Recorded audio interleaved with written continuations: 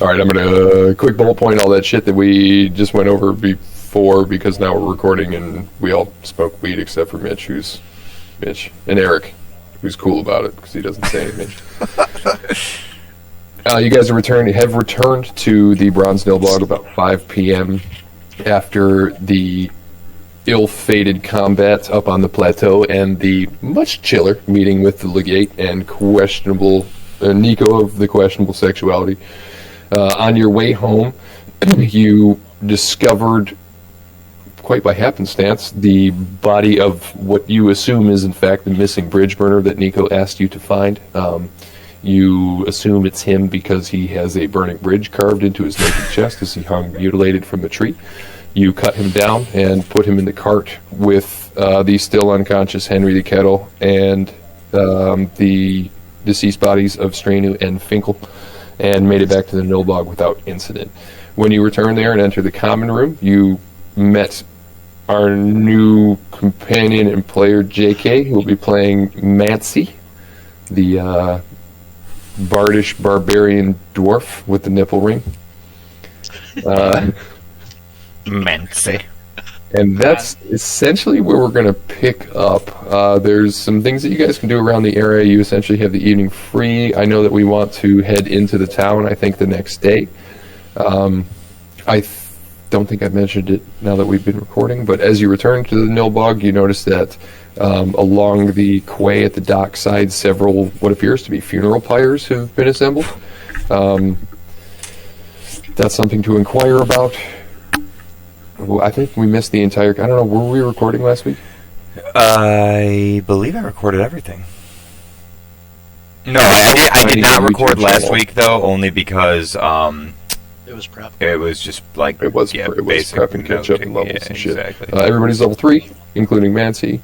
There was maybe something else, but it slipped my mind now. I know that Kickatrix, played by Tommy, intends to spend his evening crafting a rather ingenious little backpack holster for some oil-soaked arrows and construction of said arrows. The whole thing honestly makes sense to me, so no crazy crafting rolls and things like that. We are playing 5th edition, but I'm going to approach some of this shit with like an OSE standpoint, because I think it's more fun. That'll include encounters, which is going to be more to your benefit than against it, I think. But we'll see how that plays out.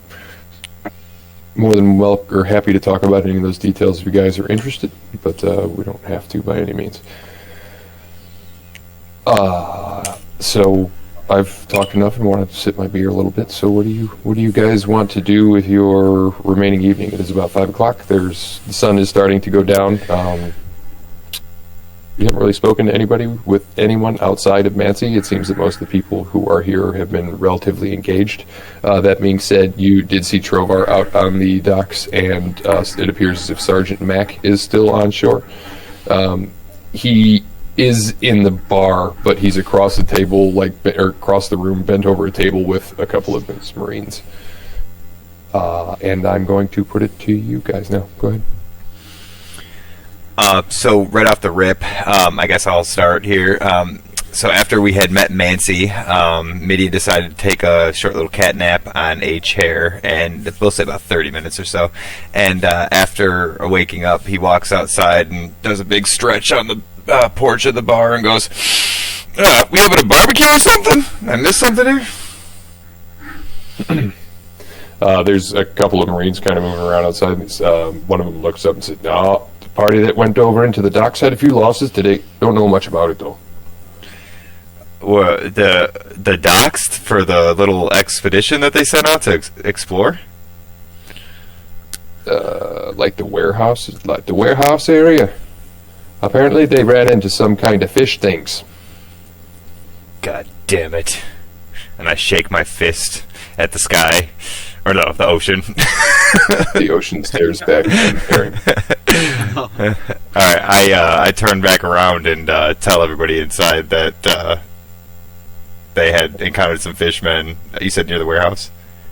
Yep. Yeah, near the warehouse. DD area, which is nearabouts where you... Yeah, pretty goddamn close. Yeah. Kikatris is back in the corner, sitting in his chair. He has a table in front of him, crafting his, nifty little thing, saying, "Fish or lizard? That's the question." Pretty sure they said fish. Did you not listen? He was inside. You were talking to someone outside. I came back inside and told them what I just Fair heard. enough. Well, then, Minnie is, as we all know, a sassy bitch, so you play it how you want. So. Hey, you got ham in your ears? Why don't you clean your ear ham out? What I'm saying is, are they mistaking him Wait. for the... I'm sorry for interrupting. Continue. Are they mistaking them for the lizard people, is what I meant, Sir Midian. So what I'm going to do is I'm going to walk over to the bar and find some sort of, I'm assuming there's a writing utensil nearby, if not a piece of charcoal, if you make me resort to that, and a piece, and like a napkin, and I draw a crude lizard on the paper, and then I draw a crude fish on the paper, and I write, and I look at Kikatrix and I say, "Do you know what this is?" And I point at the lizard. Give me a flat dexterity check real fast. Me? Oh, okay. Yeah. You're gonna be Or what do you think? Whatever you think you have that would apply to drawing.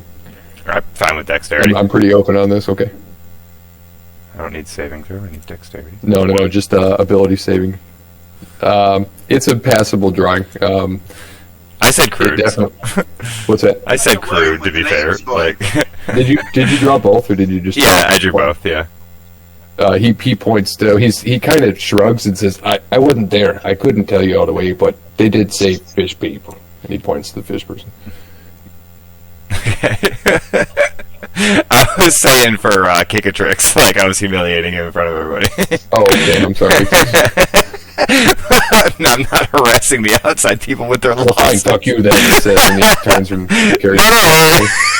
No. Logie perks up and asks, "Did you see that if they were getting ready for the funeral pyres for Hakon and Strainu and Finkle?" And then fleeting memories come back to me of what had happened because I'm kind of drowsy from my nap, and I'm like, well, that would explain the barbecue.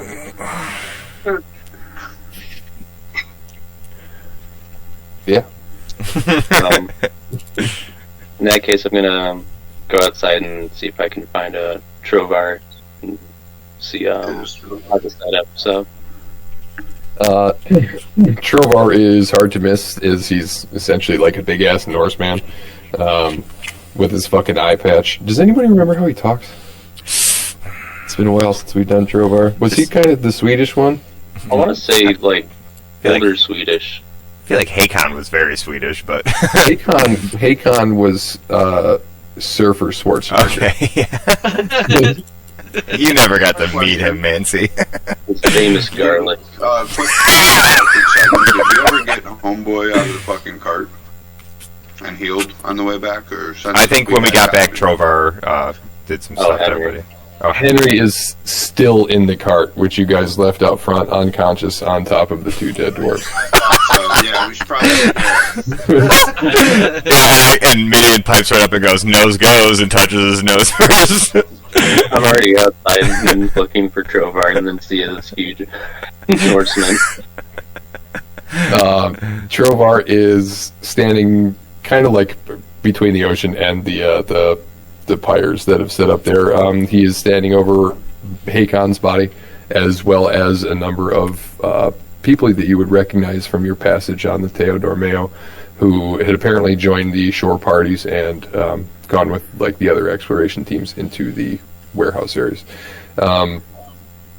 They seem to have suffered a myriad of wounds, from slashes to stabs, largely in like the chest area, though one of them notably has a sheet over him, and where his head is, it seems to be missing the top half. Trovar is standing over them. He has his hands clasped together and his chin down against his chest, and it appears as if he's in prayer. I give Trovar like a minute or two to finish up prayer. And then, Go ahead. Assuming that Logie timed it right, not to be too impatient, tells Trovar, evening, and thanks him for the setup for the funeral pyre, and also earlier helping him resize his skill armor. Okay. You said you want to help with the funeral pyres? Yeah.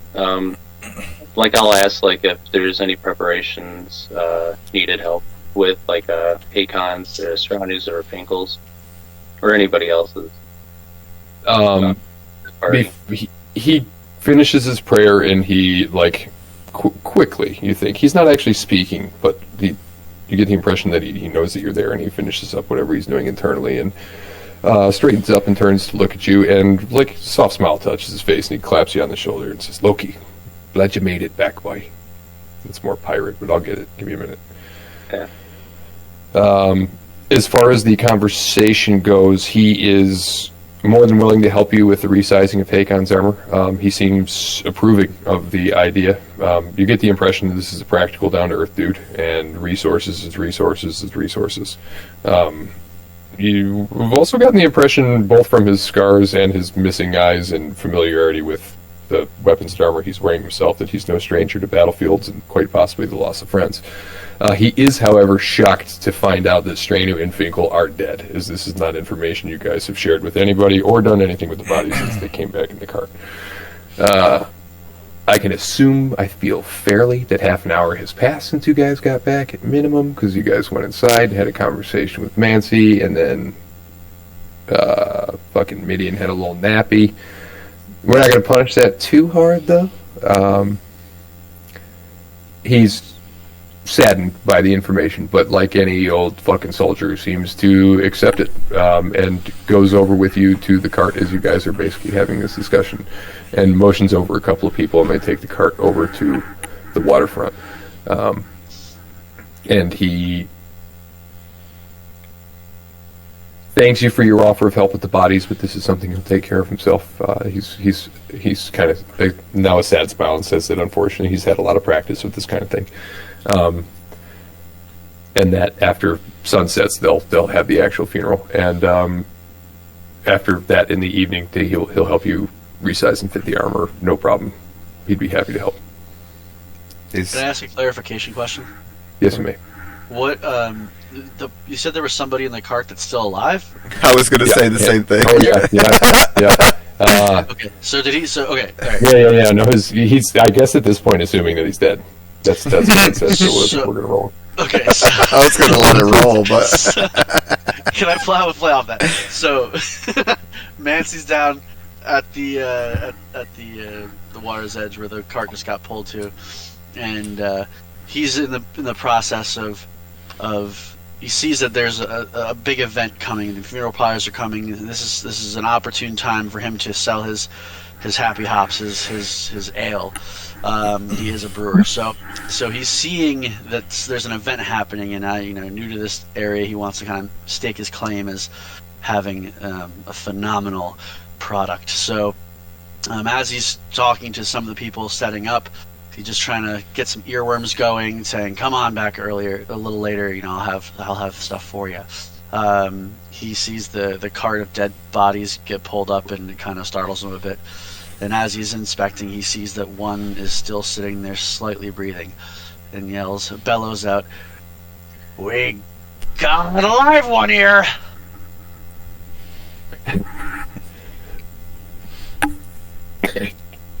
Trovar comes over, and I assume that Loki is still there, and like kind of leans into the cart, and like squints, and then like looks over at Loki and raises his eyebrow. It'll be like taking too long blinks and, oh crap, Henry.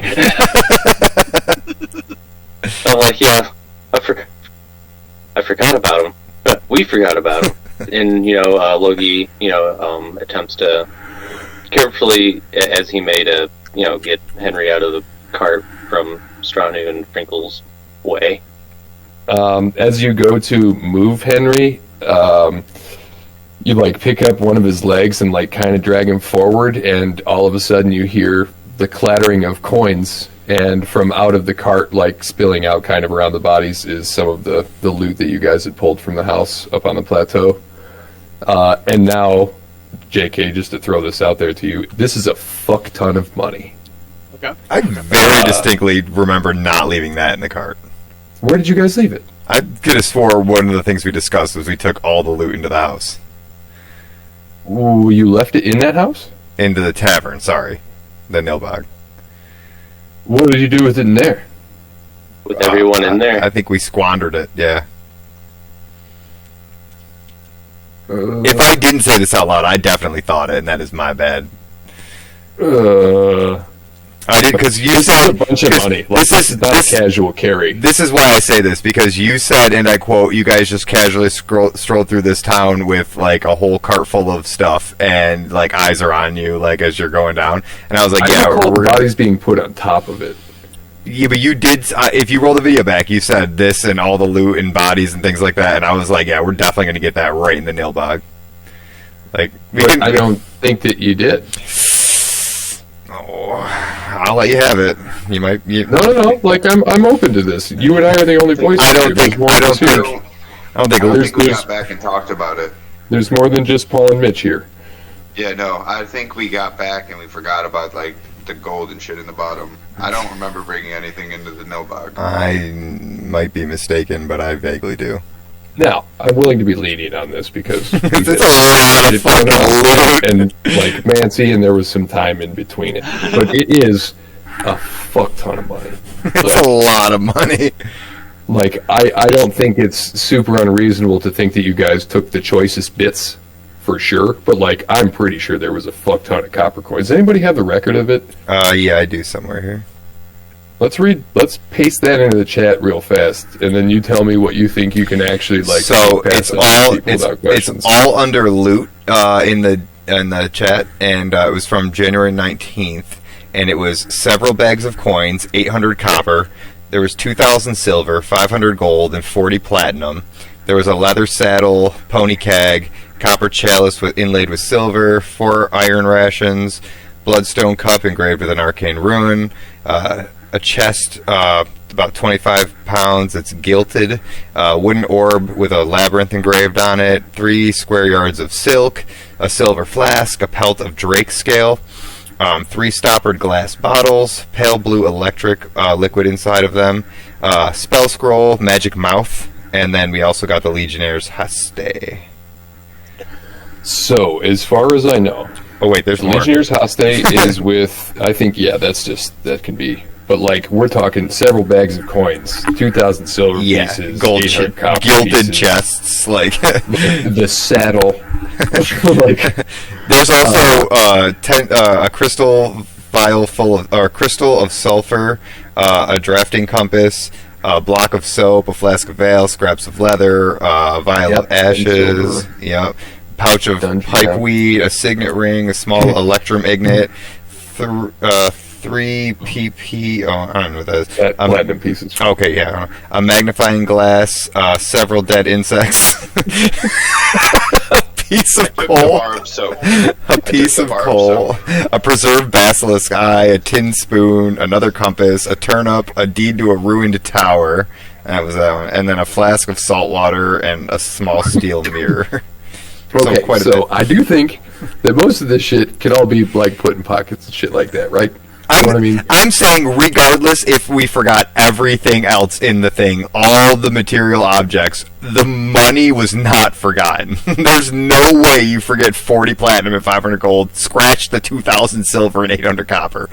I think, and you guys, again, correct me if it's wrong here, the chest itself can fit a good amount of that. So we can say, being intelligent fucking adventurers, because you are, all the gold, all the platinum would have made it into that chest. That chest is still on the cart. No one's opened it. It's under bodies. But unless you can tell me that you actually brought that inside, which again, I'm totally open to the argument here. This is something that we all forgot about, and it's a relatively significant amount of fucking money. So we got to kind of work this out a bit. I think you can agree. Okay, how about this? In fairness to everybody, can we role play something out of this? I'll let everything be in the cart, but can we role play something out of this? Is that fair? 300%. And I'm not trying to take, like, valuable shit away from this either. That was very well learned on y'all's part. So, like, I don't think the bloodstone cups, that kind of shit, that all goes into backpacks. Like, I assume that you would have split up a good, like, the more valuable shit between you. When is kind of an up in the air question, but you guys did spend some time, like, loading it all up in the house after discovery, so we can assume that some of it happened there, and I think that's fair. Like, the Pelt of Drake scale, there's no doubt in my mind that fucking Kickatrix put that shit in his backpack. You know what I mean? Yeah. Right. Yeah. Like, some of that shit just makes sense to me. The saddle, that shit's in the fucking car. Yeah, for sure. Like, the pony tag, yeah. Probably in the... I could actually see that being in the bar, because why wouldn't you bring that in there? The cups with the runes and shit in backpacks squirreled away, no fucking problem. I do think that the big problem here is, like, the 2,000 silver pieces and 800 copper. Like, that's significant. Okay. I think There's that's people what we everywhere need. right now. And there's people everywhere. Okay. No. I do believe you guys were pretty fucking specific about putting the bodies over this shit. So, like, not everyone will have seen this, but at this point, Well, Trovar absolutely fucking has. he's seen the loot. Whatever's in the cart, if you guys can agree that what we're looking at here is, like, the fucking saddle, the bags of silver and copper. Is the gold and platinum at least squirreled away? The gold and platinum is in the chest. The chest, again, we can roleplay the chest. The chest can be in the cart. The chest, either way, is not open. Its value is unknown. 2, again, Trovar. Got it. We're looking at, in this scene, as it were, we've got Mancy, Logie, and Trovar. Trovar has eyes the size of glass, or like fucking dinner plates right now. Okay. And Not in a greedy way. the area that Surprise. we're at, are we trying? Is this like? Or is this? Are we stopping here? Is this? I don't know. So this is Okay. so these are all Fair enough, fair enough. these are all Is this area? Are we trying to like permanently settle Let here? me see if I can find... You guys have been... Okay, that is some pretty fucking valuable background. Have basically taken over a small, like, inn and tavern called the Bronze Nilbog. It's 2 Okay. levels. I think I have a map for that I can switch you guys over to real fast. Your background should change here real fast. Yeah, it's okay. That's the Bronze Nilbog. Okay. That's all of our players, etc., etc. Our guys are familiar with it. They've barricaded a good amount of the windows, and, like, fortification of the general area, the waterfront that you guys in, has been occurring as, like, the shore party from the Teodormeo came onto shore. a good thing to mention real quick. Stopped it from catching on fire. A good thing to mention real quick is that while we came on board, mind you, this is in the course of like a day or 2 or 3, something like that. Everybody else remained on the ship while only us 4 got off and did some exploring. So, Yes. so we Everybody else is fortified. on land for the last, like, 24 to 36 hours tops. Yeah, like you just came off the ship with everybody else. Like, make it make Right. sense. So that's why you were like, this is a nice. Yeah, that's why we were curious what you were doing in our inn. You know, our little homestead. We barricaded that. It was like a bastion. Yeah. Yeah. We didn't explain it. We did a bad fucking job. That's right. Okay. So As far as our current scene, the map that we're currently on is like the Nilbog is this area over here on the right. Got it. This is where everybody landed. Okay. The Where's the cart of bodies right now? cart of bodies. Let me do a little rectangle. Change my color. It's a nice green. Be like here. Makes sense. The So we pyres have been set up like here, with the knowledge that all of a sudden we're going to have to make more. okay. The cart is facing, I think, with the bodies. I think they had 2 people bring it over, and we'll assume that these are intelligent people, so they like Face walked at it the open end towards the pyres. right. Got it. So standing between the pyres and the cart is the 3 of you. There's other people in the area, but none of them are like looking over at these Sure. bodies. And this guy. Okay, so we're You would be familiar with Trovar. Okay, got it. You'd All be right. familiar with Trovar. You shared the whole voyage with him. He's an older human male. You know that he's a cleric of a god. He's pretty quiet about it. He's not a Bible thumper or anything like that. And, Your experiences with him lead you to believe that he's a pretty practical, down-to-earth dude. and he's gonna like this is this excursion we're on, like we can go back out, or are we scheduled to go back out? We are under nobody's here restraint. to settle. We're here to settle. Okay, so Trovar, do we know his plans yet, or what he's doing? Is he staying? Is he leaving too? Like, do we know that? He's not a part of the ship's crew, so it would be safe to assume that he is staying here. Okay. All right. Okay. That changes things up a little bit. Let me grab a beer here real fast. If you guys want to discuss amongst yourself, okay. I'll be back in 30 seconds. Tommy. So. Tommy, you're muted. Yeah, what do you want? So can we walk over? I'm gonna see if I can notice them, taking the cart, and I'm gonna be like, oh fuck, dude, the shit, and then I'm gonna try to have me and you go over, and I can distract. So yeah, but you don't know anything about it. You know nothing. You don't even know. That's the first time you've seen the loot. Okay. Yeah. So here, let me process this. Hang on. I can RP this. Nope. Let me process this. All these together. So what I want to do is I want to go down with you and be like, yo, get over here quick. We gotta go get that fucking shit. And then what I'm gonna do is I'm gonna have me and you be like, fuck Henry, we'll take him inside. And then when we go to lift Henry up, we grab the chest underneath him and just walk away real casually, maybe. I've seen all this, and me being the businessman I am, I'm putting things together. So I see that there's loot there because I saw the body get lifted up. Yeah. With Trovar. Yep. So Distract him first. I'm putting all these things together, and I'm going to make a business decision because I'm a fucking gnome. So I think you need. I would agree. You're a dwarf. I would. Applicable. I was just confused. I think, in all fairness, they're both. There should be some kind of an ability check to that of you putting that all together. As far as depending on how he goes about it, it's either going to be deception or persuasion or insight or there's all sorts of stuff. I think for sure, yeah. So. He's got huge moon eyes, and I imagine for an instant you do too, before that abacus and calculation begins in your brain. Logie, are you going to try and jump on this grenade at all, or? Yeah, I look at Trevor like, as you can see, we do a lot of stuff, haven't we? Can I butt in? Like, he looks at you and he's like, no, I don't think you can. I think I was standing on the porch. I think in another couple of moments you could maybe see and get there, but unless you're intending to yell across the dock, no. I kind of was.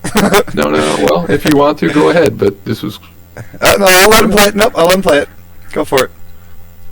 And looking back at the chest and then seeing Mancy's and Trovar's eyes as saucers, pretty much, and looking at Trovar, I'm like, I seem to keep asking favors, and to help have one more to kind of have this. It's not where you are, and not too known to everyone.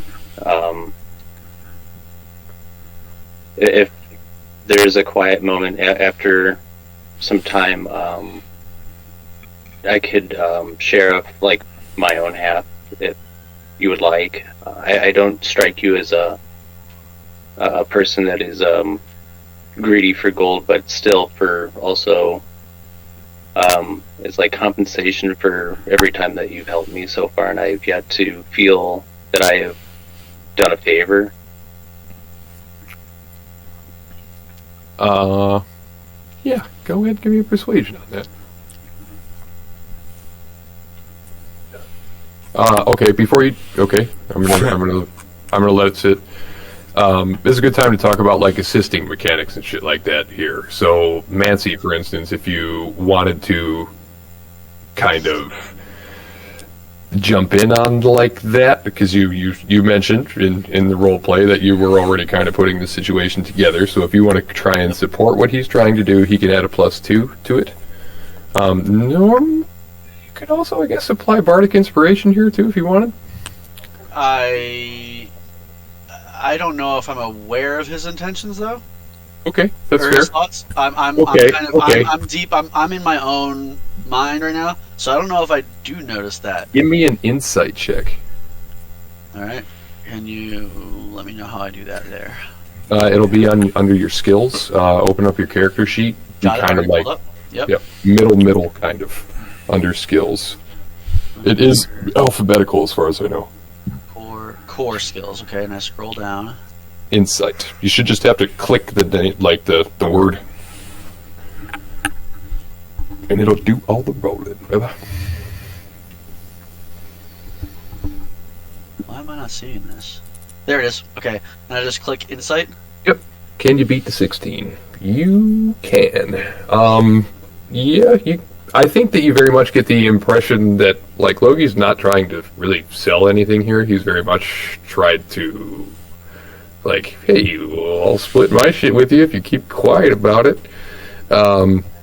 You can see Trovar nodding slightly, as if he's heard Logi's words. Okay. So you might not need to say anything here. In fact, he looks back at Logi and says, "Boy, it's not the money I care about, but this could cause issue here about." Let's say maybe you need to figure a way of getting this out without too many people seeing it. I'm not going to say nothing. It's not mine. I had no part in it. I don't want part in it, Logi. I like you. I like you, Logi. I didn't see this. So what I'm going to do is I'm going to go inside and I'm going to draw myself a pint. And I'll probably take about 9.3 minutes to drink that. In that time, do something with this fucking money, man. And he claps you on the shoulder again, and he walks towards the inn. And Midian, he's looking at you hard as he walks past you. Okay, I give him a nod. And now it's to you guys again. What do you do? Midian, you did see this exchange. You didn't hear it. You're free to approach now if you'd like. Okay, before I leave, I'm gonna give a kick of tricks up, and then head nod, like, follow me, you know? Am I done Excuse crafting me, yet? Mr. Dungeon Master, sir. I have a quick question Yeah, before I leave. You're not done crafting yet. It's realistically only been about 40 minutes or so since you guys have gotten back. So, like, you're in the interim. Like, you could go and join this. Quick question. Hmm? How far along are we in the funeral pyres being built? There's 3 out of, like, the 5, realistically, that you would need. I know, but are they fully built? Those ones are, yes. Trovar did tell Logi that they weren't going to light them until the evening, though. Okay. And I think, given your positioning, you probably overheard part of that conversation. You wouldn't... in situations like this where if I'm trying to plan something, but I want to know if the spell will work, do I just go for it and see if something, or if I want to roll a cantrip? Do I just go for it, and if it's successful, it's successful. If it's not, or can I ask if things qualify for it? Both. Both. Yep. Okay.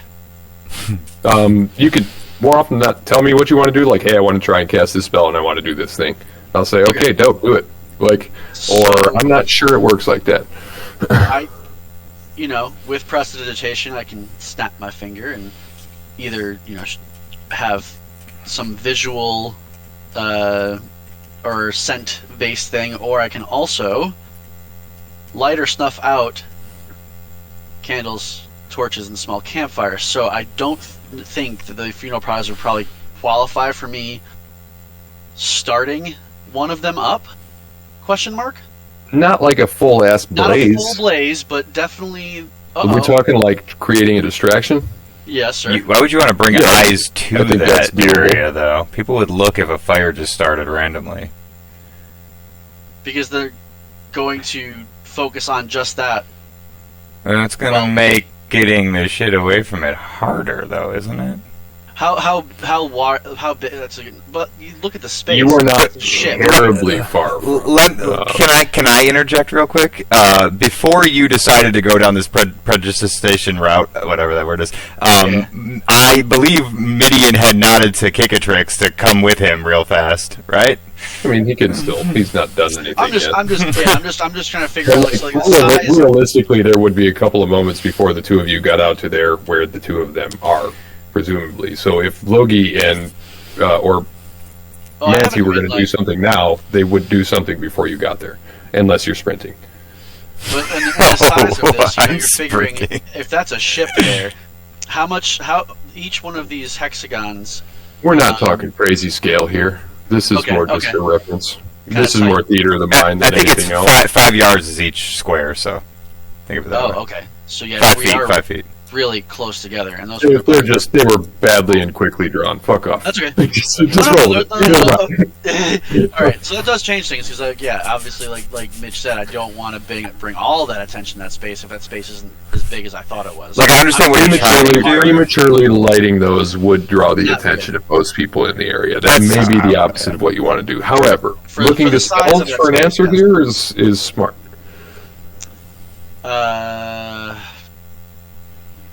Okay. Also, like a fucking tarp. I don't know. That's what I was It's getting your problem to solve. That's your problem. Just let me have my moment. Go ahead, dude. What I'm trying to say is, dude, I love you, but you can't dominate every fucking scene, and the two of them were already there, so if they had a solution to it, they get to try it before you get there. That's just how it is. I said let them roll with it. And we did, and now if you want to do something, go for it. The main, I guess, part of that equation that I'm playing is size. So that's what I was trying to get at. We're too small here. This is like a little port town. We're not talking like a big merchant dock. No, this isn't really to scale. Like this was a war. I guess really. The place my pyres are is bad. Realistically, though, you're on a relatively small quay. It's not super crowded. I don't want to draw attention to that area right now. That is yes, it is. It is a relatively small area that's backdropped against the fucking ocean and the ship. Yes. Like lighting a fire there is going to bring some attention, especially before time. The thinking is great. Away from us. Yeah. Correct. Yep, got it. That's now, what I was using prestidigitation to like throw a crazy ass sound in a totally different fucking direction or some shit. Already there. Yep. The idea of the distraction is. I was thinking more. Not bad. Odor of some sort. For distraction, but yeah. But everybody else can be there, and you guys can solve it as a group now if you guys don't have anything you want to do immediately. Correct. I'm going to think. I definitely see MANCY doing the Pooh Bear tap. Logie, did you have a solution you would like to try at all? Didn't I lock eyes with a Midian shortly after Trovar went into the Nilbog? If you said that, I didn't hear it. I don't have an issue with it at all. Realistically, it's all occurring at about the same time. To kind of play with that, when I did lock eyes with Midian, I kind of do like a small nod to like, Yo, get over here. Yeah. Midian, do you get over there, dog? I do like a Johnny Depp, Captain Sparrow kind of saunter over there, like fingers kind of like, tickling nothing by my shoulder, and like I'm like, ooh, what's going on? And Kikatrix, I'm assuming, is close to my heels. What Midian knows about, and everyone too. I'm like, fucking chest! Oh my god! I forgot it! Oh, I shouldn't have taken that nap. I got and I'm like, I can take off the cloak to like put it over the chest, but still, I don't think I'm strong enough to hold it, all in one go. So I can butt in here, and I'll be like, yeah, I think that's a great idea, but I think, well, maybe we make MANCY and Kickatrix earn their keep here, and my thought is we take Henry's body inside, but they grab the chest underneath him, and we lay the cloak over top of him, and we just casually walk it in.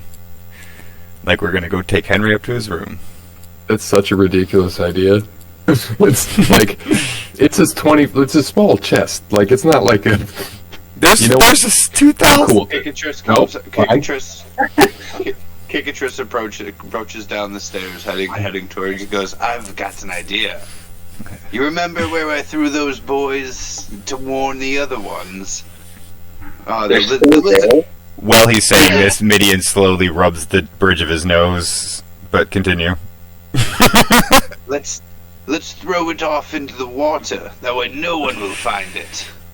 I think that's a terrible idea, Kickatrix. There's fish and lizards in the water. More extreme than mine. Have you seen this piece of skin I've got? Jesus Christ. I continue to rub my nose even harder now. Just God. pinching the little bridge up there like, great idea, Kickatrix, but how about you and MANCY do what I just said? Alright, okay. God forbid we squander it. Okay, so the idea that I'm getting here is that, unless I'm told otherwise, MANCY and Kickatrix are going to carry the chest inside with Henry the Kettle draped over it and a cloak over that. Yes. Is that accurate? Like they're holding the chest with Henry, and then the cloak will be placed over Henry, like obscuring the sight of the chest. Okay. Okay, like it's a fucked up, super uncomfortable stretcher. Yeah, well, So But very small. Yeah, well, like they're, they have. Lay it on me, dude. Yeah, go for it. I'm not strong. So, I'm over here. I want to make my way over here. Okay, away from the shit. Sing that again for me. Yes, sir. Thank you. Grim, what was your character's name again, please? Logie. Logie. Well, who noticed? You noticed that I noticed, right? I would feel that he would. Yeah, I think that's fair. That was the case. Okay. All right. So, okay. Oh, no. Can I roll for a distraction over here? Over where you guys are? Where I pinged. What? So. What's your intent? This is where I'm going. I want to. I'll repeat this too. I want to make an understanding that, hey, listen, I'm going over here. I'm gonna help. I see what we got going on here. I want to favor myself with you all because you guys have money. So I want to. I know this is a good collaboration we have. So I want to, with Logie, let him know that I'm gonna go cause a scene. We can roll it. I can explain how I'm gonna do it, but I would rather cause a scene and pull people to me while you guys move everything over. Okay. Like Instead of having to deal with fucking draping bodies over tarps and shit. I have no problem doing it. you go over there to do a small performance over there, Yes. like with your like almost like a commercial for your Happy Hops. For all sorts of shit. It's gonna be. Okay. It's gonna be. Yes. There's gonna be some. Yes. It's gonna be very loud and very fantastical. Does this sound like a path we want to go down, or do you want to stick with bodies draped over crates? Well, I mean, we could do both. My original intention with having you carry it was because I assumed it was a bigger gilded chest, but if he said it was not that big, then I'm also I could think. 4'4". I think Henry is also. I think Henry is also about 5 foot tall and frail as a rail. So, safe to say he doesn't weigh too much. Just The the most awkward fuckers carrying a giant Giant. He's not nothing about this is giant. Henry is not a giant person, and No, he's not. the chest is. I want to get Henry. Once we figure this out, I do want to get Henry up though, because Okay. Oh wait, that's right. This could go all so much easier. How did Henry get hurt? He's unconscious. He's unconscious. yeah. He just knocked out. Yeah, well, he was brutally beat up, but he also passed all his saving throws. You haven't met Henry yet. He's helpful, but he's creepy. We need to get him alive. We need him. He's useful, yeah. But like, none of us really want him around, but we accept him around. Is he wounded? Yeah, I would safe to say he's wounded. Yeah, he's stable. Stable. This is 0. He's not good. Was he bludgeoned or was he like cut? It doesn't matter. He was hurt really bad, lots of times. Yeah. I am gonna use prestidigitation in this situation, and I'm gonna use it differently because we do need to get him up. I want to roll for the smell of 1,000 rotten eggs. Okay. We're gonna use some like old school smelling salts here. We're gonna wake this motherfucker up. Logie, don't you have a intimidate? Can't you make loud noises places? Could you do a fart noise near him? Like I'm just trying. We're gonna wake him up. I want to, have fun stuff. Fun way to wake him up here. I mean, if he's Wait, we're waking him up? We haven't even moved him yet. Are you doing smelling salt prestidigitation or not? Hold on. Before you do this, the whole point was to carry an unconscious body inside. If he's awake and walking, no, you can't wake him up. He's at 0. He needs healing. Oh, okay. That's what I was trying to get at. Is how fucked up is he? He needs either time like a night's rest, or he needs. Yeah, you're not going to smelling salt him with 1,000 rotten. I loved it. It's a great idea. Like you're thinking the right way. I couldn't wait to play out the smell of 1,000 stink bugs being smashed on that fucking. That was going to be so good. I'll tell you what, you can do it later in the room if you want, but I'm not going to be happy about it. I was already thinking of that using it as a distraction. So there's all sorts of shit that my brain goes crazy. Alright, what are we doing? Alright. Can me and Kikatrix put Logie's robe over him and carry him inside with the chest? Well, the two of them make a distraction over on the side. I love it. So that can absolutely happen. In D&D, how many, like, if someone's knocked unconscious, is there a specific like hit point amount that happens at? Paul? Typically 0, and then you take death saving throws. It's basically you roll a 20-sided dice, and 11 plus is a success, and 10 or below is a failure, and 3 of one or the other kills you or stabilizes you. When you're stabilized, you're basically at 0, unconscious, not dying. For someone that's knocked out, would the spell of Cure Wounds solve that problem? It would in fact bring him to life. Yes. Okay. Or well, depending on the roll, right? Yeah. Well, no. You're going to do minimum 1 plus whatever your the roll. Your whatever your spell casting modifier is. So I'm not sure. Yeah, you can't roll a 0 if that makes sense. You're right. It's going to be minimum. Or 1, you have to get up to 4 in order for them to wake up, kind of thing. It's not anything above 0. It's one of the things I don't like about 5th edition, but it's what we're playing, and that's how it is. The way I would see that, I imagine him waking up with 1 HP. He's like, "Fuck my legs! I'm at 7 HP. Knock me back out." So shit. That was on your shit. Sorry. Moving. Do we want him? No, we want him unconscious. For this plan, you kind of want him unconscious. You can also do it later. We can do it later. All right, cool. So I'm gonna play this out. While you're doing this, can me and fucking Kikatrix get the body ready with Logie's cloak? Yeah, of course. Okay, all right. I'm just telling Paul so he knows that we're doing this at the same time. Okay. Now, just so we're clear about the chest. The chest has the gold and the platinum in it. Mm-hmm. The copper and the silver will still be in the cart. Yes, I'm fine with that. It is far pales in comparison. Like the saddle, the big items here. Yeah, I don't care about that. The chest that has all the expensive shit in it outside of Wait a minute. I assume that the glass bottles and stuff and the spell scrolls are all put into your inventories. Yeah, it is. How big would a satchel of 200 gold and 40 platinum be? Sleight of handable? Could I put it because like the way I picture Midian is he's got his leather armor, right, but he's got like a black cloak around him too. Like I have like a hooded cloak and I'm wearing a mask at all times. Like I don't think anybody's actually seen my true face. Like you're thinking about like stowing away some extra. No, like holds 50 coins, a pouch holds 300. Like putting it like that's the case. Sleight of hand. You could get a fuck ton into a backpack. We can just go with the other idea. I'm fine with that.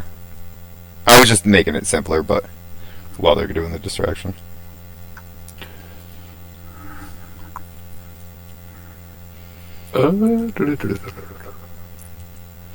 Yeah, okay, continue.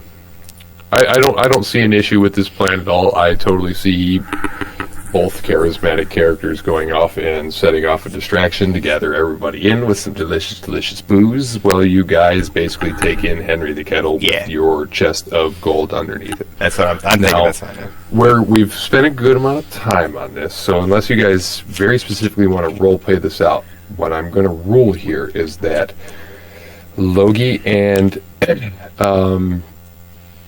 MANCY are both going to make me performance checks, and Midian and Kickatrix are both going to make me either sneak or deception checks, your choice. What these rolls are for are essentially to determine how long you actually keep everybody distracted. We're going to assume that the distraction works, because again, like this is, I'm not going to say it's well planned out, but it's a solid fucking idea, right? And if you basically ply everybody over there by using, say, the pony keg with the burnt label that was in the cart in the first place, or MANCY has some booze that he's brewed on the way over or some shit. We're not going to get into it. And again, I'm kind of, I don't want to say I'm hand-waving this, but that's what's happening here, because we've burned up an hour of playtime already, right? So what these rolls are going to be for are essentially to determine if you manage to get all of the valuables out of the cart while this distraction is occurring. The chest with the gold and the platinum and like the cups, that's safe, that's inside, that's y'all's, you've made that in. If we can get a couple of successes out of the rolls you guys are about to make, you manage to get all the gold, the silver, and the copper in as well. Cool? Fair? I like it. Everybody cool with that? It's going to be one hell of a performance, so everyone's going to be they're going to be paying attention for a while. Let's fucking see this shit. So performances from Logie and MANCY, and sneaker deception from Kickatrix and Midian, whichever one you guys prefer. Sneak would be stealth. Come on.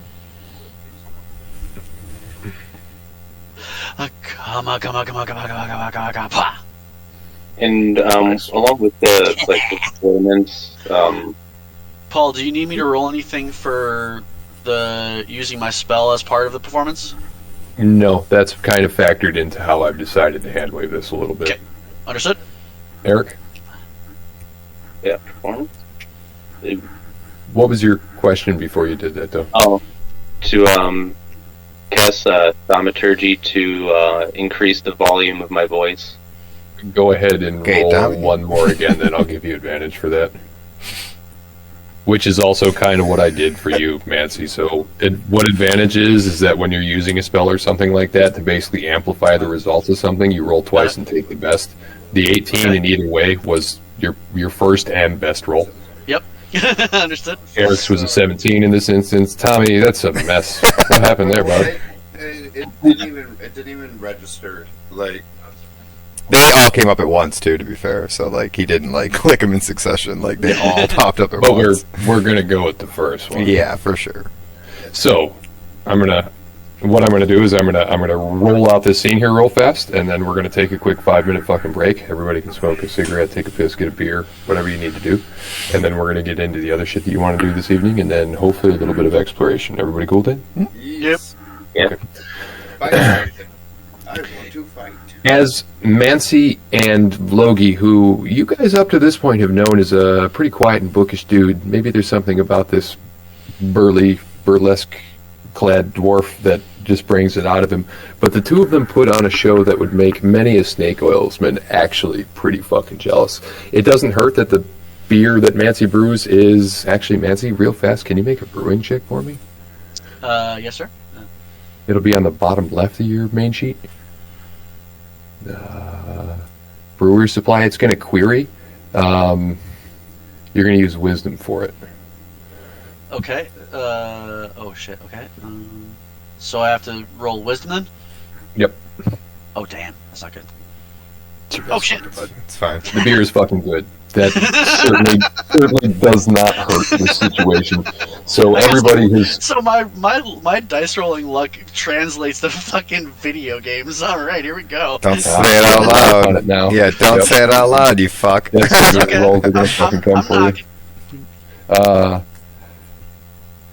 So just this like literal like dockside fucking performance for this beer is you like call out to everybody. You guys have bagpipe is droning. I have little mini fireworks popping off around me. Logie would actually help with that. I think he's got the same kind of abilities. He amplifies both his voice and your own to bring in everybody from the dockside. And as this is happening, like you two are like both nervously watching over everybody's shoulders as like Midian and Kitchen somehow manage to carry in this wayfish body of this creepy ass Henry the Kettle atop the chest. They get it inside without issue. Trovar inside like kind of half turns and looks at you guys, but then like very studiously looks back at his beer. Sergeant Mac blessedly is still deep in conversation with the other Marines at the other table. So you guys make it upstairs and manage to stash his chest relatively quickly. You get back outside and you're gathering up the other like bags of coins and like trying to scoop up the loose shit that kind of fell out as the bodies were being moved. All of this, by the way, is like you're scooping these beards out of like Strainu and Finkle's beards. Just so we're being clear. Okay. Like, this is kind of a distasteful thing to be doing. But you managed to get most of it in, and Midian has, like, zoomed across the fucking dockside, and he's already back inside with a couple of bags of silver and copper. But Kikatrix, as he walks back, trips on a cobblestone and drops a bag of copper, and it spills out across the dockside. Or like the cobblestones, and like everybody standing there at the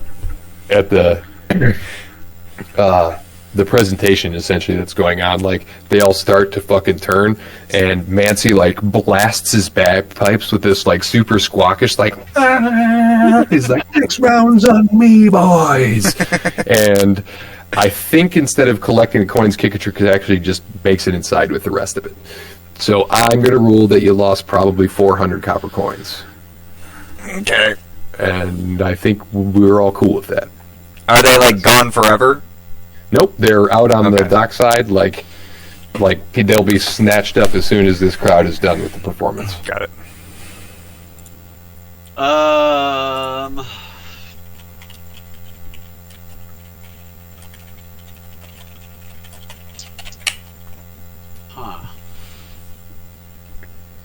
Yep, Mitch already accepted it. It's done. Go and smoke a cigarette, get a beer. You guys made it away with the fucking lion's share. Like, a stupid amount of money. Yeah, I'm fine I think you lost out on the saddle, though. I think that's still in there. But, like... I mean, I can explain our way out of that one. Pretty good with persuasion.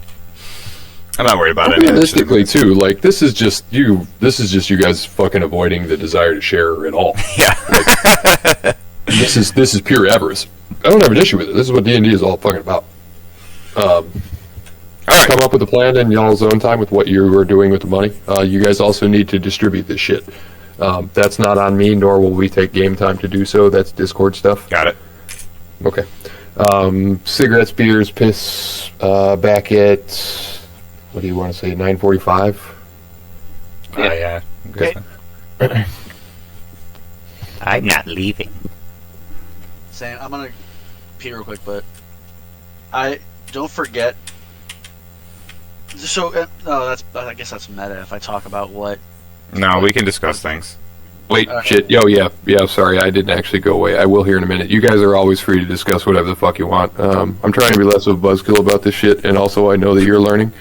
So you're going to be fine. Eric, are you still here? If and when Eric gets back, ask him if he's doing the book. Okay, bye. Okay, bye. Don't forget, I also have Unseen Servant as a spell. So yeah, don't us forget about your spells. Super 'cause helpful. yeah. Let me make 1,000 well-named smells and light a fire so everybody can stare in our direction. But I have unseen fucking servant that only you remember. that part, I would not have used it earlier, because it doesn't help that just a floating, invisible, mindless shape is moving. That you have a chest floating in midair. That's even more. One thing I'll critique on you real quick, and don't ever take this the wrong way, is that you are a bard barbarian, and I am a sleight of hand sneaky rogue. When it comes to moving shit unnoticed, you shut up and take the back roll. I got it. I got it, dude. That's why I went for distraction. But see, while I am distracting, doing my bardish shit, I can send the servant to help you. Beautiful idea. Yeah. Well, we got kick-a-tricks and shit. Yeah, I get what you're saying. No worries. But D&D's very about playing your role. But that's not to say that in a time of need. So just because your strength might be 11 or your wisdom might be 6 or something like that, that doesn't mean you can't make an amazing wisdom roll. It's a modifier, right? So it only boosts it, right? So even though you have probably shit stealth, it doesn't mean you can't roll a nat 20 on a stealth check. So you're more than capable of stealthing. You know what I mean? In a time of need, if a pillar falls on me and I want to do a strength check in a time of heroic presence to throw it off of me. I created this character for just distraction and task. But know that master and distraction. But know that even though that's your main, you are required to do everything else too. You can't. Sure, absolutely. Yeah. Okay. Yeah. That's why I built it, because I wanted something that was relatively neutral with almost everything, with a good strength in those two things. So that's why this if you look at my stats wise, he's built pretty fucking level. I can't see any of that. Oh, that sucks. Okay, I'll send you screenshots. Yeah, that's honestly something we should have in our character sheets. It's a screenshot of our character sheet, so we kind of know what we're all working with. I want to updated get spells and that's stuff. What I was saying. I want to do the pictures for you guys. So you don't forget So, and as far as metagaming, if we're all standing around, right? Each combat turn, time goes relatively normal while we're all discussing and talking. Traversing is different. Hexes are different amounts of time and shit. Might take 10 minutes to go here, might take an hour to go here, type thing. Okay. But as far as combat, each turn is 6 seconds about. So think it's frozen but broken up. So almost a turn-based kind of game, strategy game where I go, you go. It's all happening at once, but it's based off of what's called initiative. So whoever has more initiative, you have an initiative in your character sheet, right? So that's who determines who gets to go first, right? So it's all happening at once, but somebody with more initiative will be quicker on the draw, I get to shoot first, something like that, right? When it comes to that, it's totally okay to be I look over at Logie and say, hey, do that thaumaturgy thing, I got an idea, I'm going to create a distraction, right? And it's safe to assume that Logie would understand what you're doing, and while he casts thaumaturgy on you, he's going to make your voice louder so that you can scream something. You know what I mean? You don't have to You guys have one of your unseen servant pick up the gold coin so no one asks a question. That's what I was. That's what I was. And I'm sure Paul would let that happen. Yeah. He will let it happen. How long does it last? The thing is an hour. Yeah, he could. I think it's safe to say he could pick up a bunch of. Here's the thing, right? 400 copper coins. So this is what we have. Is not even a couple silver. Who cares about it? Let it go. No, you don't want everyone to find it and be like, why is there random ass money on the ground? It says components, VSM, a piece of string, and a bit of wood. Is that saying what? So VSM is how you cast it, right? So that's verbal, semantic, or I forget what the M is. I don't know. But it's basically whether you speak it or wave your fingers to cast the spell. That's all that is. But you need those reagents in order to cast that spell. I could easily make it a set of words or maybe a tune. None of that is. You have to whistle something, right? And that's fine. That all comes out that's just something you describe how you do it once, and then it's assumed that you do it that way every time, unless your hands are bound, and you're I'm going to mutter these words to cast my unseen servant, right? That's where verbal and semantic comes in, because if you're gagged, if it's a verbal spell, you can't cast exactly, right? So if it's verbal or semantic, it's safe to assume. Yep, you can do it. What's the M, Paul? Material components. Yep. So you probably have what are the reagents for it? I don't really enforce those here. Material components, okay. Yeah. There's things like component pouches and things like that, which would, by and large, have all of those things. As you're playing a bard, my casual assumption is that most of your shit is musically based. Yeah. So like bardic inspiration or something like that, like a quick Lyrics little, or, like you're just quietly Teddy. you're quietly standing behind, just beating out a rhythm on your drum. Like Sure. that's what we're talking about here. Now you don't necessarily have to. I don't. Look, for his character, my main You are a spontaneous caster. Yes. Which means that like you basically pull your spells out of fucking nothing. Bards are actually like purely one of the fucking most strong spellcasters in the goddamn game. It makes no sense to me, but it is what it is. Isn't most of their shit just We cantrips? see anyway? Taylor Swift taking over the world casually, so I guess it makes sense. Yeah, it does make sense. Yeah, I don't know. Fuck did I do with my beer? Fuck. So drank here's it. the other thing though, Mitch, is I only have a specific amount of distance that I can travel with him, right? Yeah, but So what is the I can- distance? I was going to tell you. I can move him up to 15 feet and interact with an object. It says if you command the servant to perform a task that would move it more than 60 feet away from you, the spell ends. So, honestly, where I set up might have fucked me because No. Say the first part of that again. It's once on each of your turns, as a bonus action, you can mentally command the servant to move up to 15 feet and interact with an object. All right, so let me put this in perspective for you real quick, all right? So you're here, Yes, sir. right? And the front of the bronze Nilbogs is here. Uh-huh. Okay, this is 5 feet. This is 5 feet. This is Oh, okay. 5 feet. This is 5 feet. 60 feet is over here. So once you go over here, it disappears, right? So you can move all around this area very safely and not have Yeah, any. remember, I'm still performing. Well, he's doing that shit. Right, but no one over noticed. here? No one noticed him drop it because you wailed on the bagpipes so hard. I know, but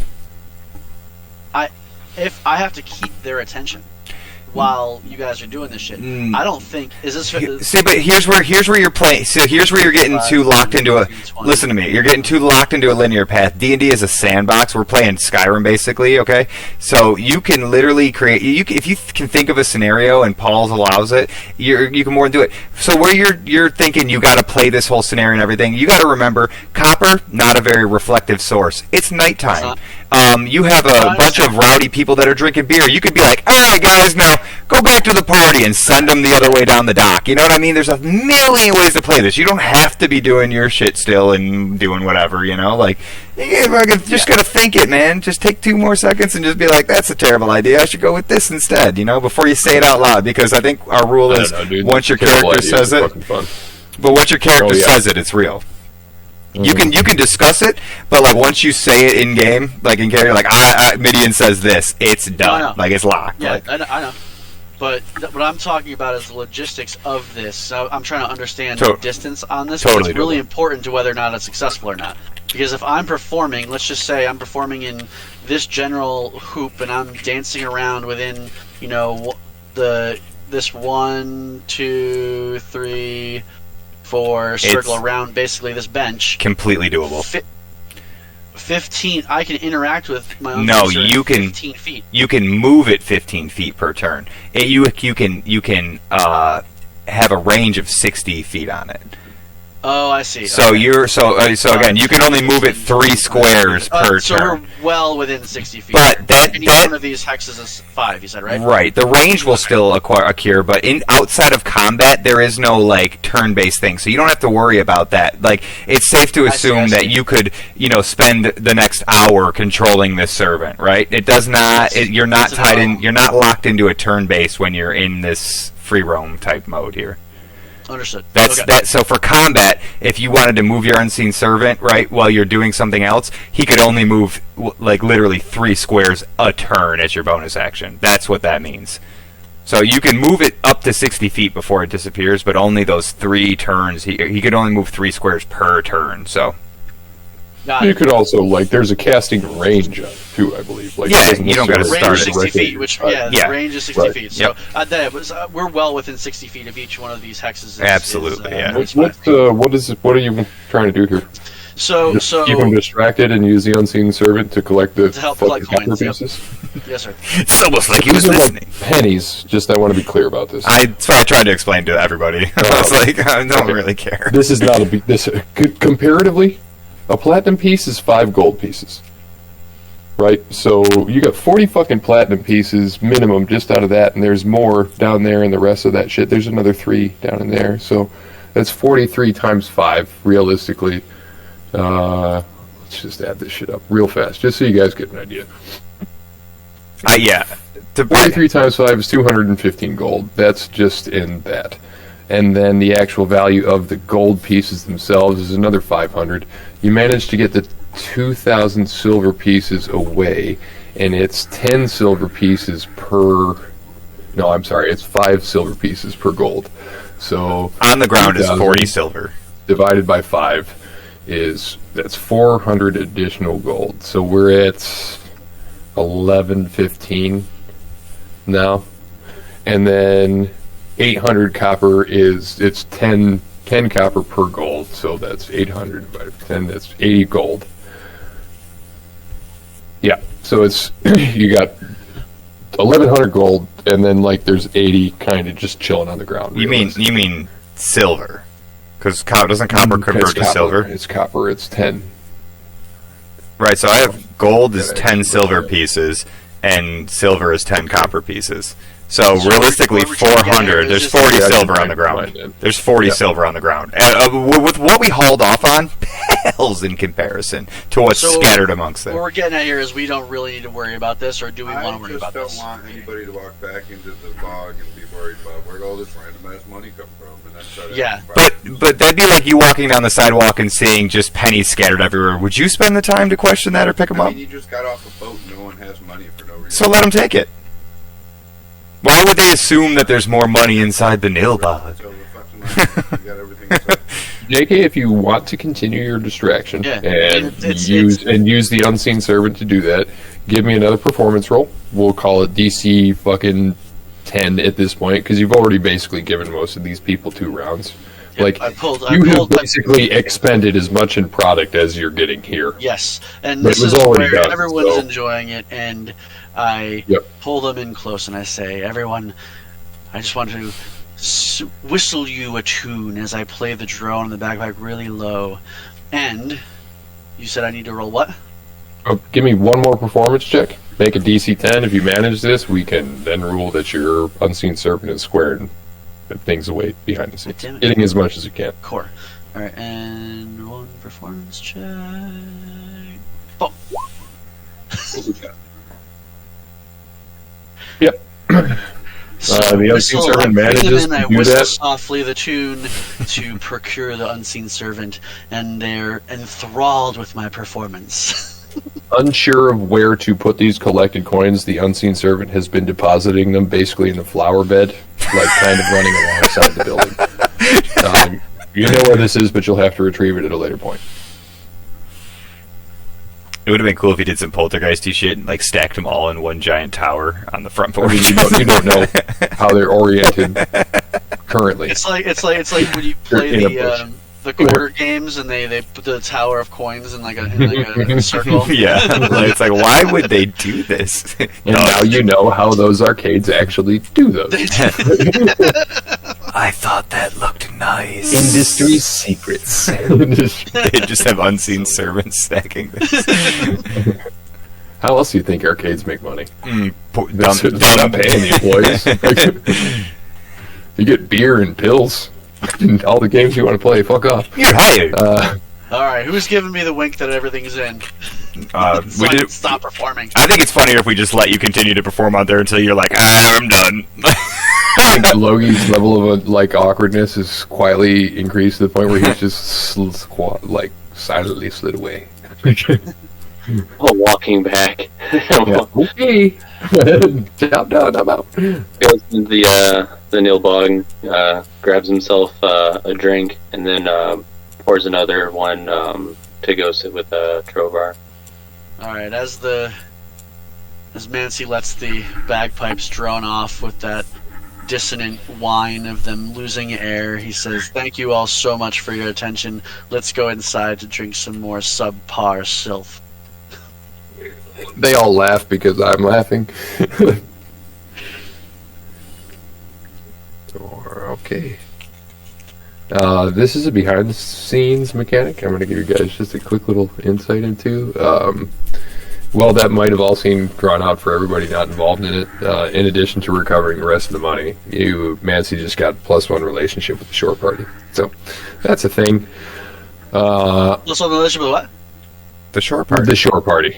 Oh, okay, just like the general people. The public. Those that are like here and those that were there Cool. at large. Like Nice. how I'm going to determine that is if you interact with someone random later, like another NPC who it's feasible would have been there. I have a percentage determined on how many relationship points you have, basically. Hey, I I'm a roll beer dice behind guy. the scenes to determine if this is one of those people who you have made a good relationship with. Cool. Which will be favorable to you in your dealings with them, etc. Love it. I kind of hate it. It's an invention of my own mechanic, and it's a fuck ton of bookkeeping, but it is what it is. Okay. Gotta love that rustic hospitality folk hero.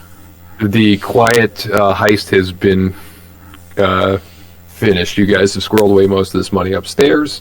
The evening is yours. I assume that Kikatrix returns to his crafting. Logie is having a beer with Trovar, who's finishing up and going outside to tend to the rest of the bodies and get ready for the funeral later on in the evening.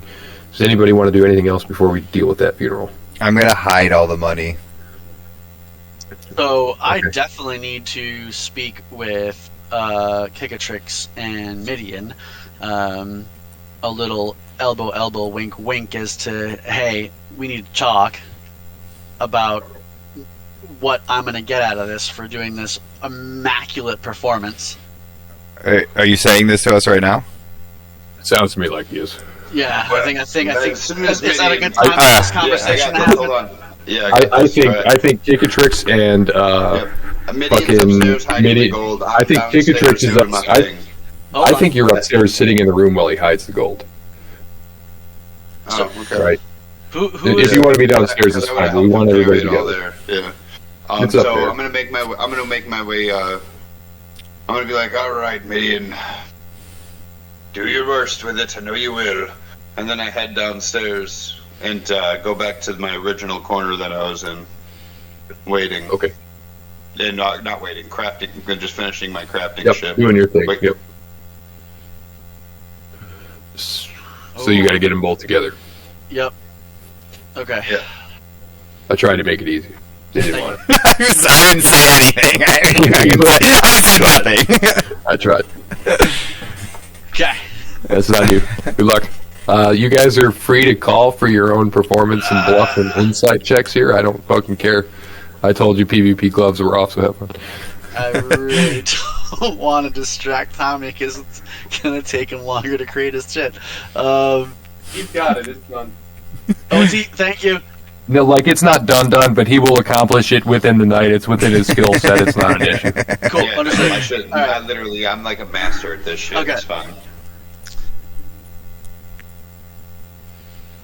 Tired, hoarse voiced, MANCY shuffles and shoves a large, heavy chair that makes lots of noise across the side of the table, close to Kikatrix. He hops his little ass up there and makes a very loud and obvious sigh that he's trying to get his attention.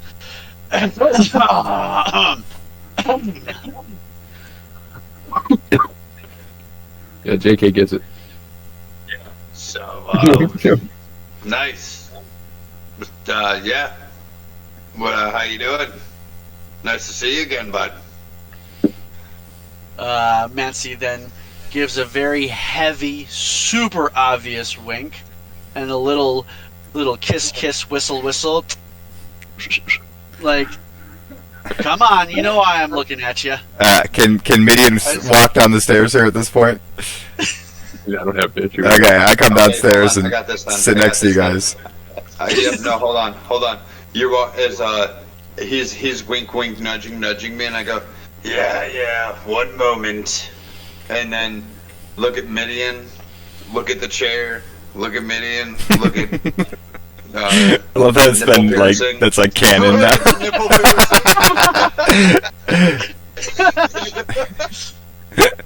And then, Midian comes over. I noticed. That's a. Look at I noticed you look. Oh, sorry. Go ahead. You got. Yeah, it's nice. What are you doing, Gigatrix? Cool nipple ring, dude. I noticed. Yes, okay. You made it vocal, but I noticed him looking. I do 2 little chest pump flexes of my pec and make the little ring pop bounce on my chest, and I go, "Buddy, do I have to spell it out for you? You saw what I did out there for you." Yeah, and I'm like, yeah, cool trick. Oh, you, and I lean in closer and I whisper to you, oh, you want a cut? Well, I'm not one to beg, but I think you might want to make an offer and see what I say. Yeah, sure. I think your servant stacked your cut in the flower bed out there. Oh, don't be silly. I know that was subpar metal. Look at me. I know what I'm doing. But I saw what else you took inside. I abruptly stop you and I lean in very closely, okay? And I'm gonna intimidate you here, okay? So I don't know what you'd want to roll against it. So I don't know what you have to roll against that there. See how your rolls carry. Well, Paul, what would you roll against an intimidation?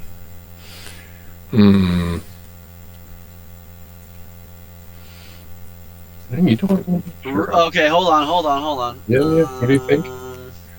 Totally open to it. This is my way of training you guys to also be able to DM, so that eventually I can ruin your game. No, I don't want that. Hold on, I'm trying to read it. I don't want to get it. Poison. I'm not going to try to kill you. I'm not trying to kill you. Everything Midian says is basically poison. No, I would say insight or an opposite intimidation. Could he Actually, I can roll? see that's totally reasonable here. I want to use rustic hospitality here and get everyone to cheer to show him I can control a room. So there's not many people in this room, and they're all better friends with me than you. Right, like we're talking a couple of Marines. No, they're not all allowed inside the They're all outside. You don't understand. You don't own this bitch, new guy. No, but your intimidation is pretty fucking respectable. You could also like counter persuade him. I don't have an issue with that. You want to have a persuasion off, JK? I mean, I get, yeah, I can do that. I get it. You're scared. It's fine. Pull like complete indifference. Just like, yeah, like just I'm rubber, you're glue, kind of. I already know what I'm gonna. I would say that would be intimidation if you're just trying to like stonewall him. Like that's the same. You poke at me, and I am. I'm kind of not. I'm going more of the like. You're trying to intimidate me, but I'm just stalwart. How about you just roll a d20? I'm oblivious. What is? I don't really have something for that. Like we've gotten into a point where like this is why PvP isn't encouraged in this game. Okay. So more often than not, I'm going to go with the simplest answer. If you guys really so I have to roll. So I have to either be intimidated or out intimidate him, basically. I don't think that there's anything wrong with the response that you wanted to make and just rolling intimidation. Okay, sounds good. Yeah. Like it's just how MANCY goes about it. He doesn't need to say anything. He's just going to stare you down until you fucking think about what he said. Like. And which is probably exactly what he just did. He just looks up from crafting his arrows with a slight shit-eating grin on his face and giggles. Low to himself, though. I lean back with my short little legs, slightly on the edge of the table, like just because I can just barely reach it, as I make a nice, slow, quiet whistle of pleasure. That's how you intimidate me? Yes, just complete indifference. Okay. Oh, did you twist your nipple ring? Give it a little tug, like a tug that would hurt enough. I give another wink. I give you another wink while I'm leaning back, hands above my head. I'm leaning back, hands above my head. My tiny little legs up on the edge of the table. I give you another wink, and I do another chest flex there, as I'm whistling quietly, because I don't care. Okay. I don't care. All right. Well, I'm gonna. So okay, whatever. All right. So realizing that I've lost the you could probably beat me up in a fight thing here. I decided to take a different approach, and I casually say to you, I know you think you are deserving of a good, maybe a equal cut of this money for a mediocre at best bagpipe performance and getting a few of the locals drunk. We lost 2 of our friends to that. What makes you think what you did is worth more than their lives? Not my monkeys, not my circus, pal. I've seen many go. I'm still missing my family. Loss is not lost on me. So you're heartless. I can respect that. Make me an offer of what you think you deserve out of the money that you know how very little of how much we have. Go ahead. Tell me. It's not about the money. It's not about the money, my friend. It's about access. I'd like to come with you all. I'd like to join you. We could work well together. I mean, you don't back down easy. I can respect that at all. Yeah, I have no problem with you tagging along if that's all you want. Sure. Kick or tricks, what do you think? We gotta ask Logie, too, but he's probably just reading. He'd probably be like, man, whatever. Logie's sitting across the bar finishing a beer with Trovar. You know how I feel about the beer. That's one thing, and really give them another target for me. You know what I'm saying? So they're not always getting me. They can always attack someone else. So 2 more hands, 1 more body, and 1 nipple piercing. It's fun to have nipple fun. piercing. But you have to Someone know with how. an electric spell will really get that nipple, boy. Careful. Well, I mean, brilliant. Realistically, he doesn't have any metal armor on him, but he does have a nipple ring. it's a glancing blow. That's wood. I swear to fuck. Side note, real fast. I swear to fuck if his nipple ring doesn't deflect 1 bladed attack during this entire campaign. I'm gonna be upset. It's my notes now. Okay. All right. Secretly, I will be saddened. One attack. But anyways, alright, so yeah, I mean, I'm sure Logie won't have a problem with it. Kick or Trick seems to like you, and you definitely don't back down easy. Sure, you could join us. Here we go! Alright, happy day for us lads. Here's my last 3 glasses before I have to brew again. Bottoms up. Glug, glug, glug. Thus concluding one of the better character introductions I've ever experienced. Alright, now he's in. He's in. Oh, wait, wait, no, you gotta do the, no, I won't even tell you about it. You're good, go. There's a funeral coming up, and then I think Logie might want to spend some book time. Am I wrong on that, Eric? Yeah, I do. Also, Trovar would be able to aid in that if he would like. The book thing? Yeah. Oh, we gotta play that out, baby. Baby. How do you want to go about this? Is this a quiet conversation you're having with him, at the bar? I'm cool with that. Oh, okay, yeah.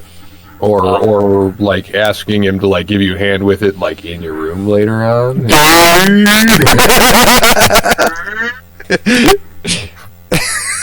No, after handing him another beer if he would want, I nod to him and say thank you for the extra time to deal with the mishap earlier. Well, despite what you might think of my old bones there, Logie, I had a couple of mishaps in my youth that look mighty similar to what your boys do dealing with out there, and it's not mine to judge. I just hope you got it squared away. From the looks of it, for the most part, yes. After the funeral pyre, would you mind helping me with a small endeavor of mine? A personal endeavor of mine. It'd be my pleasure, Logie. We'll do the armor there, too. Thank you. Again, almost forgetting about my armor. And as Logie is looking at it, it's oversized, like the sleeves. Like I have to keep shaking them back down, so I have wrists. He laughs like I can help you with that. Like, and then he claps the other legs like, all right, I got to go out and get ready for this thing. Unless you have something else you'd like to talk to him, I think we should knock this funeral out and do that. If anything, would Trovar know anybody that would have extra or spare health potions? Yes. Learning to prepare, huh? Let me ask around and I'll see what I have for you. Again, thank you, Trovar. Of course. He stands up and heads outside. Anything else? No.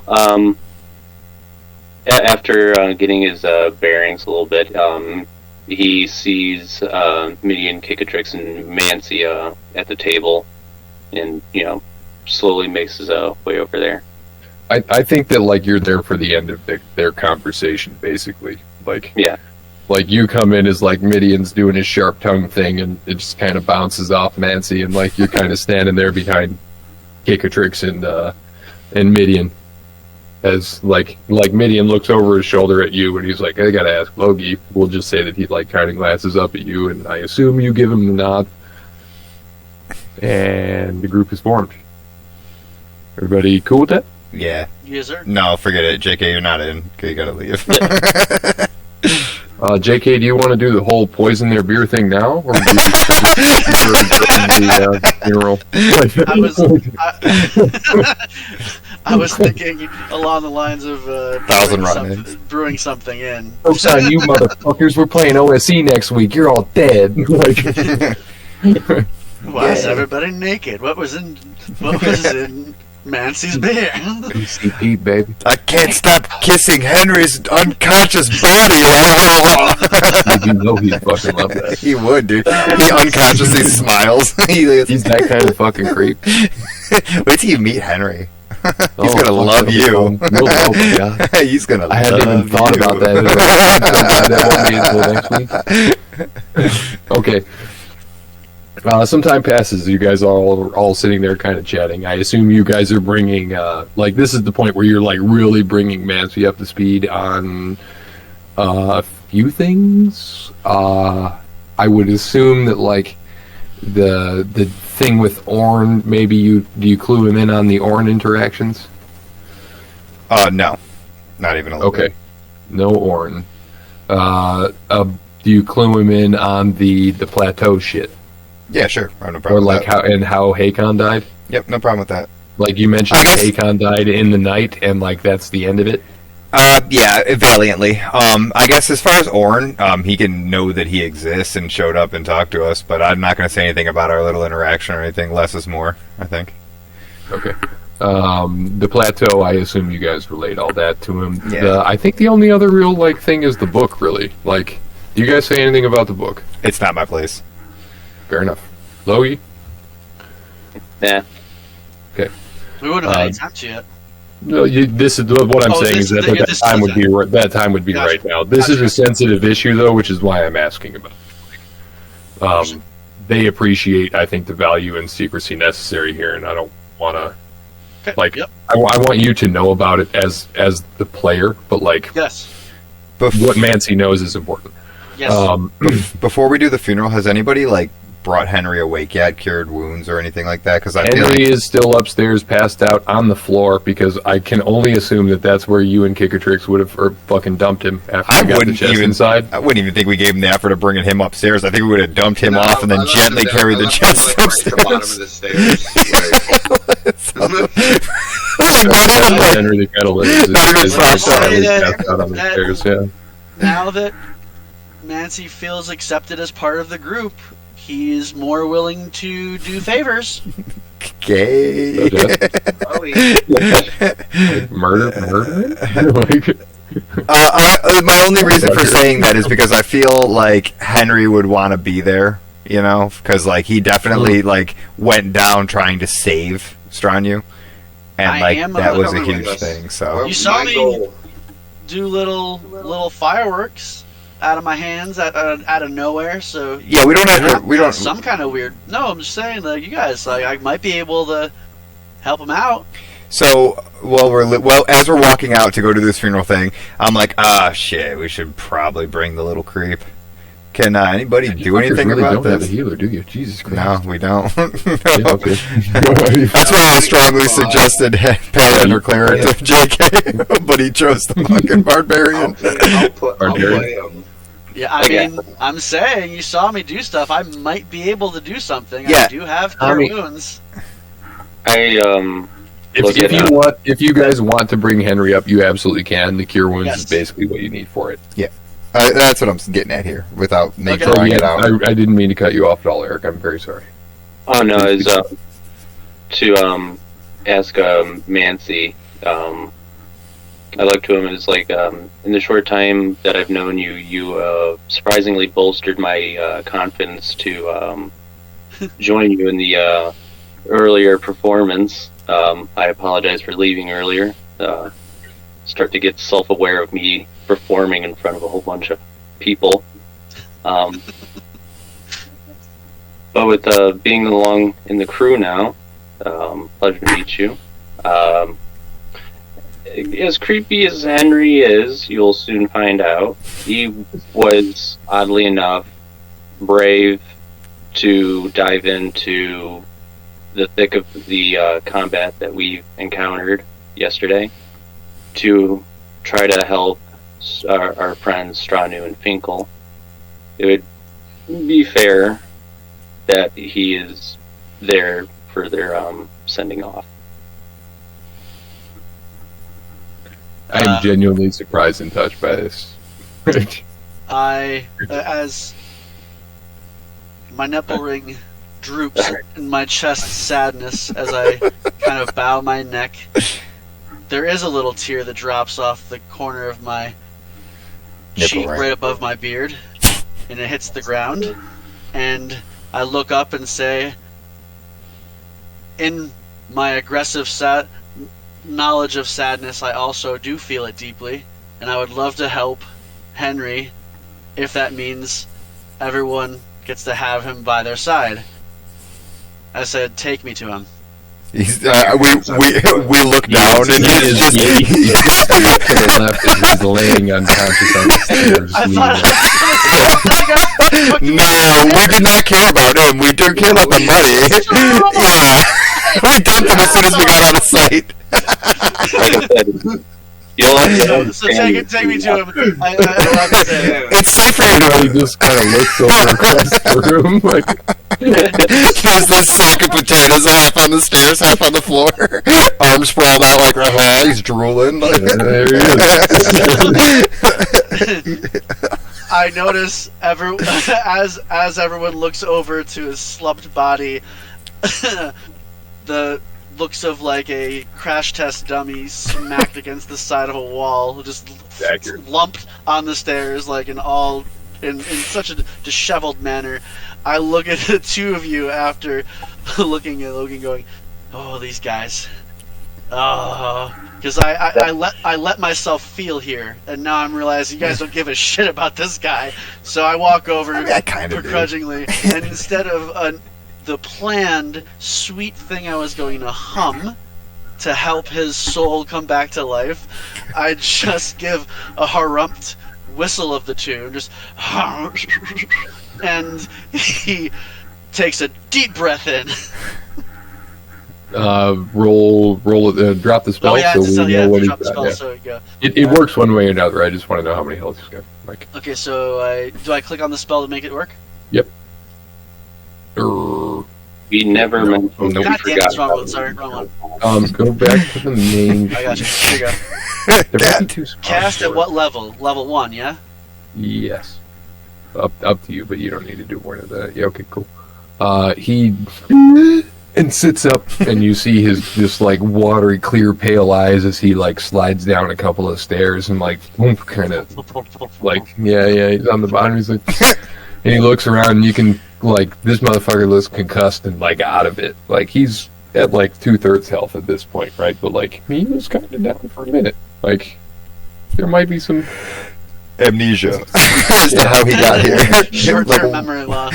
I'm like, you see him clearly confused as he looks around. He's like, where am I? Henry the Kettle, by the way, for reference, is like show players. Can you see that, JK? I can, yes. Yeah, that's Henry the Kettle. He's a little half elf. He's like waifish, I think is the word that I use for him. Nobody's quite sure, I don't think, why they call him Kettle. Henry the Kettle. Yeah, we never even asked. And that's really all that you know about him, I guess, at the end of the day, Alright. besides the fact that he's clearly disoriented, waking up on the stairs. I'll allow you guys to do the whole thing where you look at him to, like, I'll ask the question about him and instead of you answering. No. I feel like this is a moment between you two. You take it. You just whistle the tune. I'm assuming you're within proximity of him. You're the first thing he sees when he opens his eyes. That's how I would like to play it. Oh, fuck yeah, us. and because I realize that I got this beautiful, heartfelt sob story of we would love to have him by our side, and then that made me feel something. I'm not very happy when I look over at the state of him. So I realize you guys are little pieces of shit. Still love you, but I'm like, You're not wrong. you made me feel feelings, damn it. So nothing I do to respond to you is gonna be kind. I whistled that thing. He's alive. I looked at you up and down from much shorter than you, and shrugged and just threw a thumb to like point him there. There you go. Your buddy's up. Deal with it. He looks up at you as you like gesture back at him, and I assume walk away. And he says, "Ooh, he's a grumpy bear." I roll a stealth check and try to slip away while everybody's focused on You that. successfully slip away and restores himself to his feet. Guys, what happened? Who is this? He's by himself. Everybody's gone outside. Like the last thing he sees is fucking Everybody Mancy, walking away. and just everybody goes outside for the funeral. So that's Henry. Oh god, that's great. I love it. Yeah. Okay. I'm Henry's sitting my at the creepy bar. buddy. I'm sitting at the bar. I'm having. You're not going to the funeral. We're doing the funeral. Everyone's going to the funeral. Yeah, we're all we're just going. doing the funeral. Man, this is not like a big deal, so I'm just gonna fucking go into it. It's not like it should be, because realistically we're commemorating the death of player characters here, but it's been quite some time, which is kind of unfortunate. Like, but I guess it is what it is. Either way, you guys all fell outside, and most of the shore party has managed to assemble themselves on the dock, and standing in front of the now fully constructed 5 piers, we can assume that a little bit as time passed. In fact, it has. The sun is like the last edges are just going like. To the east of you guys is the plateau where you met the legate previously, right? So what little sun that there is basically silhouetting that. It's coming around. So there's no direct light on the area that you're at, so it's actually quite dark. You can see the Teo Dormeo out on the bay in front of you, and there's a number of lanterns hanging on that. It's quite well lit, but the rest of the city in the bay surrounding you is dark, just as dark as it has been the entire time you've been here. You do now know that there's quite a bit going on within this city, however, more than meets the eye or is presented to the casual observer. You found yourself embroiled in a number of these issues over the last several days here, and are actually, I want to say, starting to maybe feel like you're getting an idea of what's going on here for the first time. You lost some companions and gained a few new ones, and you stand with one of those new ones as you stare as Torvar steps forward with a pyre with a lit torch and silently sets alight the 3 pyres of the shore party who had died over the course of the day. And then he steps over to Strainu and Finkle's bodies, and one of the things that actually stands out to all of you assembled is that these 2 pyres have actually been built essentially as one, and Strainu and Finkle sit at the top, and it's very difficult to see, especially as the flames start to really catch around it, but it appears as if the pair are holding hands. You did not know a whole lot about them, but they were very united as individuals. And I'm going to take this opportunity to reveal a little bit of Claire's backstory for this, because it was actually pretty fucking awesome. Strainu and Finkle, Strainu specifically was here to find the individual who had been a part of her military unit in the past in Mitral, who had intentionally betrayed the Mitralian Empire. And this betrayal had led to the head wound that Finkle received that essentially made him into an idiot, for lack of a better word. Strainu and Finkle had been lovers for quite some time. It's Claire. She embraces these ideas, and I don't have an issue with them either.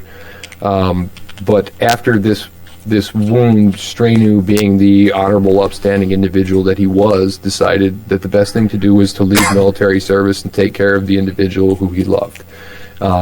And that's what he did for a long time before discovering that the information that led to him realizing who this ultimate betrayer and ruiner of his life had been. And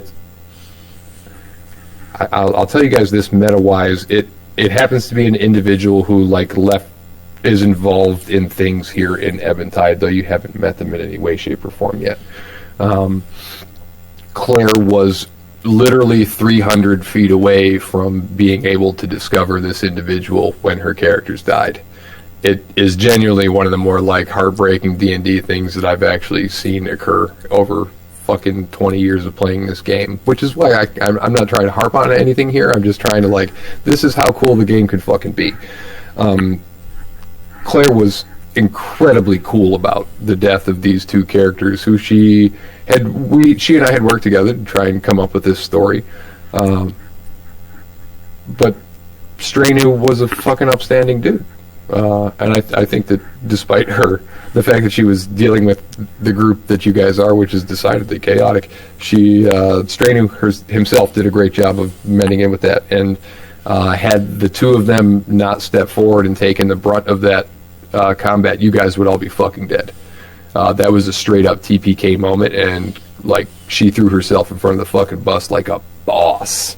I just want you guys to appreciate that. It was a really cool fucking D&D moment. And I think that we have a tendency to gloss over that kind of shit when we play this, because we all drink and smoke and shit like that, but this kind of shit's worthy of recognition. Also, JK, that's the kind of shit that you can do in this game. When that happened, I think all of our jaws physically dropped. We were like, "Whoa." I think so too. So it's safe to say that everybody, at least the people that are in this, the group that I've just joined, they all have. This is really heavy for them to see this happening. They really like these people. I don't know, truthfully. That's not my place as the DM to determine.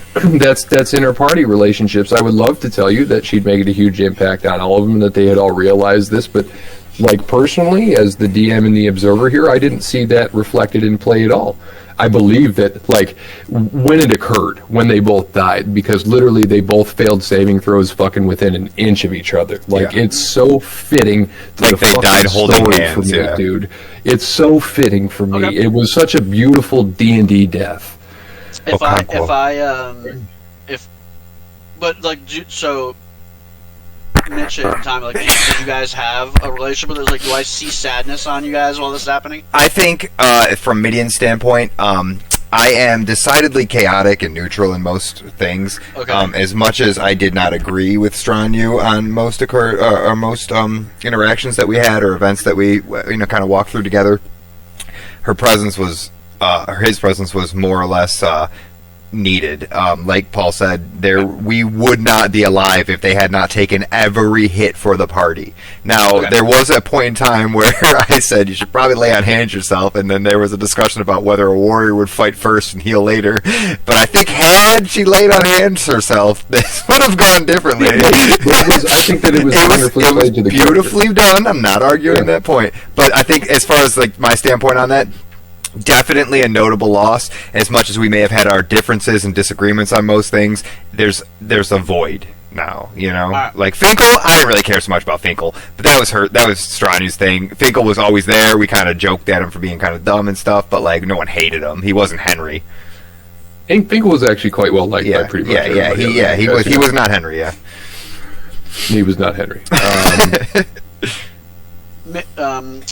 Paul, does using spells, like, do you have like a limit, a mana or anything like that you lose if you use them?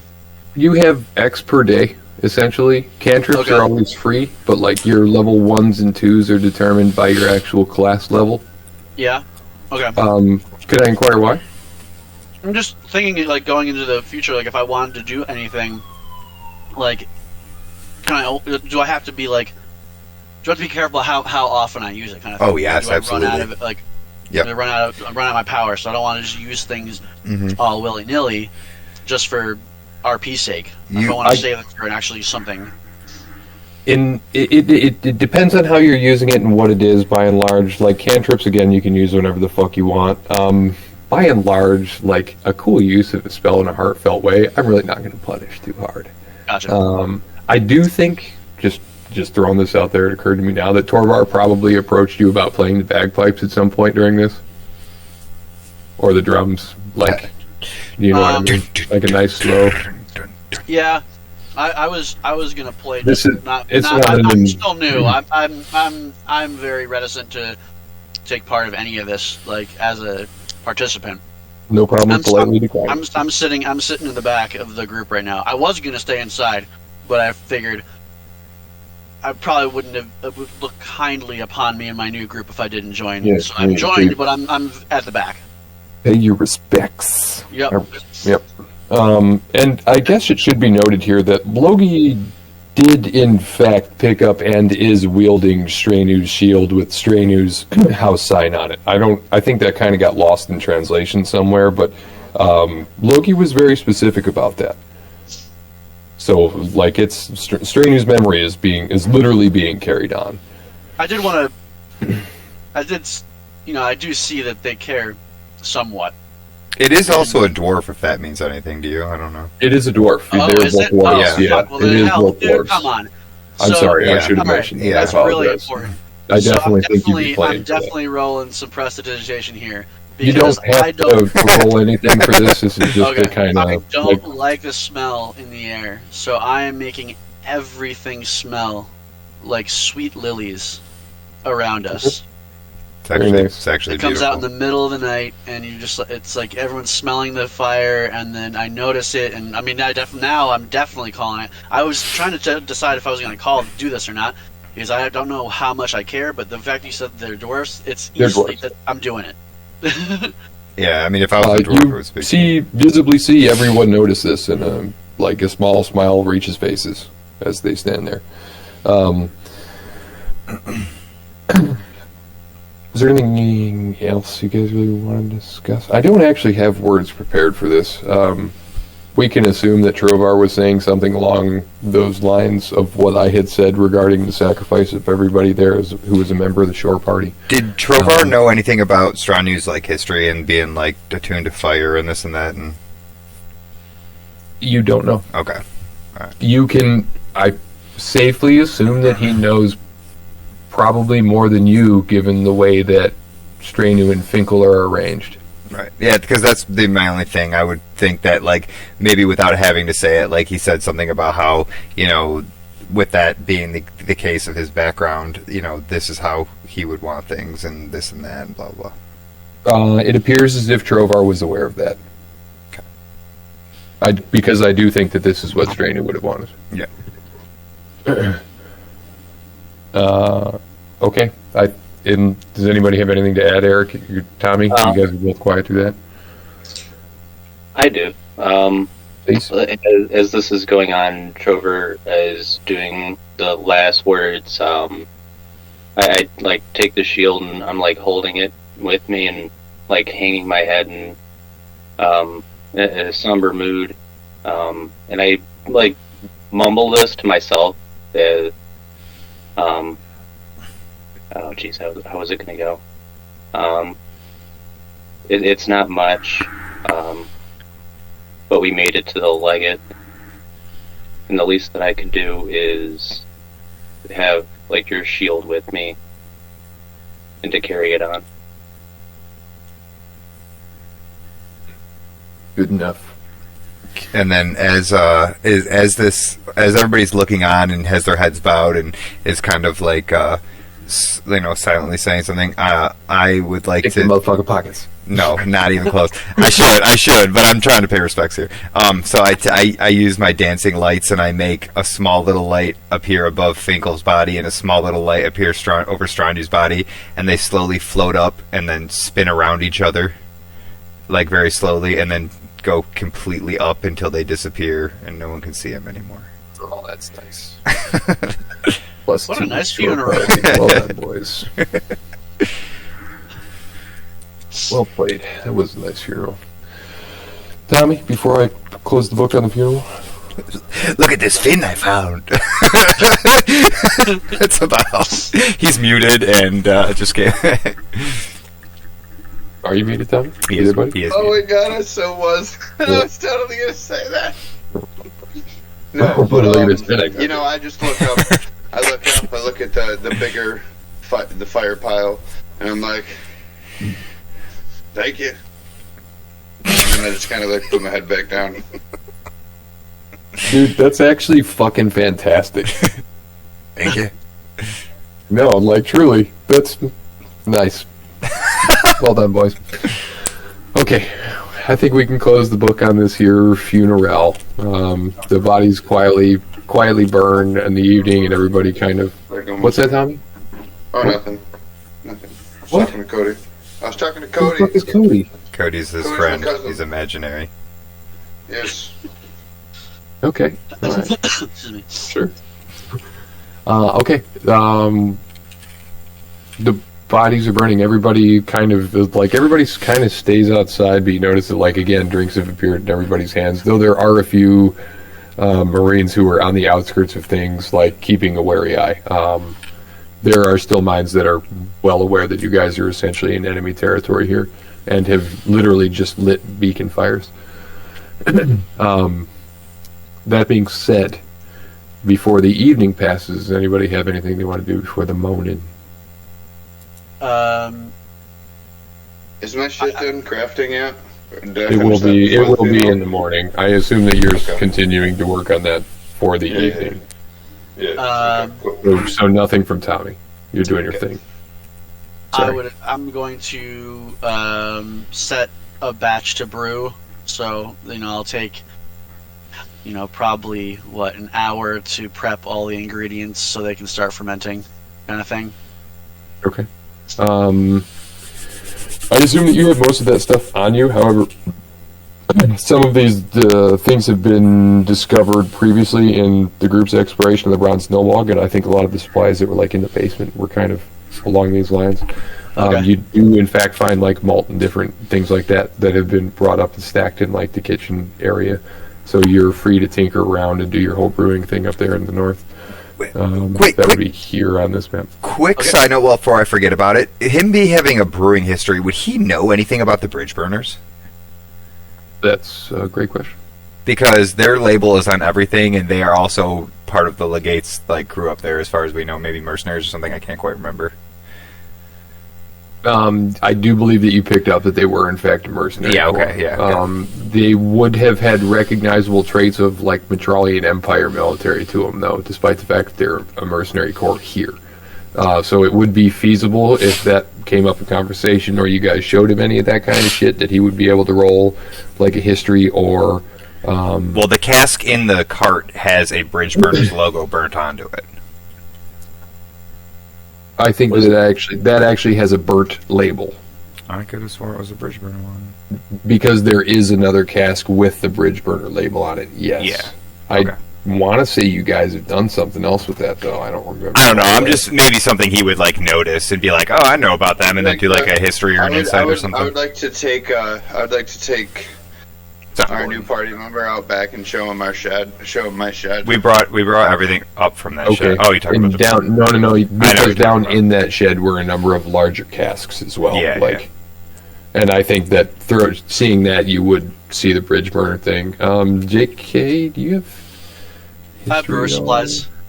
Yeah, we know. I'm trying to get you in on it. So I think you probably have advantage on this roll. But it is a Kinbaran thing. So what does Jack of all trades do? Okay. Any that doesn't apply. Most of those do. So you have brewing. What do you got? You don't have no history. Okay. I think that would be. Oh. Not sure what to do on this one. Go ahead and roll brewer supplies. I guess that's fair. Realistically, we'll just lump it into the same category. Also with wisdom, I think, because that's actually going to give you a bonus as opposed to intelligence. Okay, so it says input value attribute. Am I supposed to do something on that? Wisdom. All right. And we will call it. I've got the DC in mind. Yeah, go ahead and roll. You don't know. Fair. No, I don't know nothing comes. So they take you down to Kickatrix takes you out back into the storage basement that they found, right? And within that basement is a number of different supplies, but also a number of rather large kegs. Okay. On those kegs is burnt a symbol that appears to be a bridge that is on fire.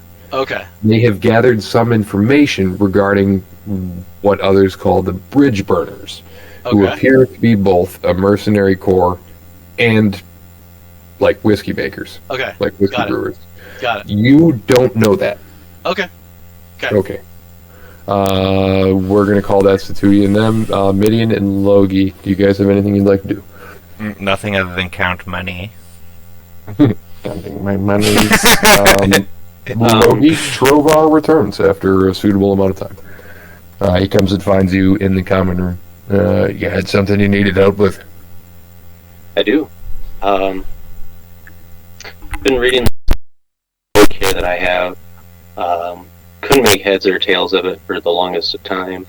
Okay. Although recently made some tails of it, but still foggy on the details. Last time didn't go so well. How do you mean last time didn't go so well? More You seem genuinely confused, and I'll remind you that you're sitting in the common room. Oh. Yeah, after he mentions that he's a bit confused, I was like, it'd probably be best a bit quieter, less ears. And, Nods. go upstairs in one of the empty rooms and, close a door. He quirks an eyebrow, but he stands up when you stands up and follows you. Yeah.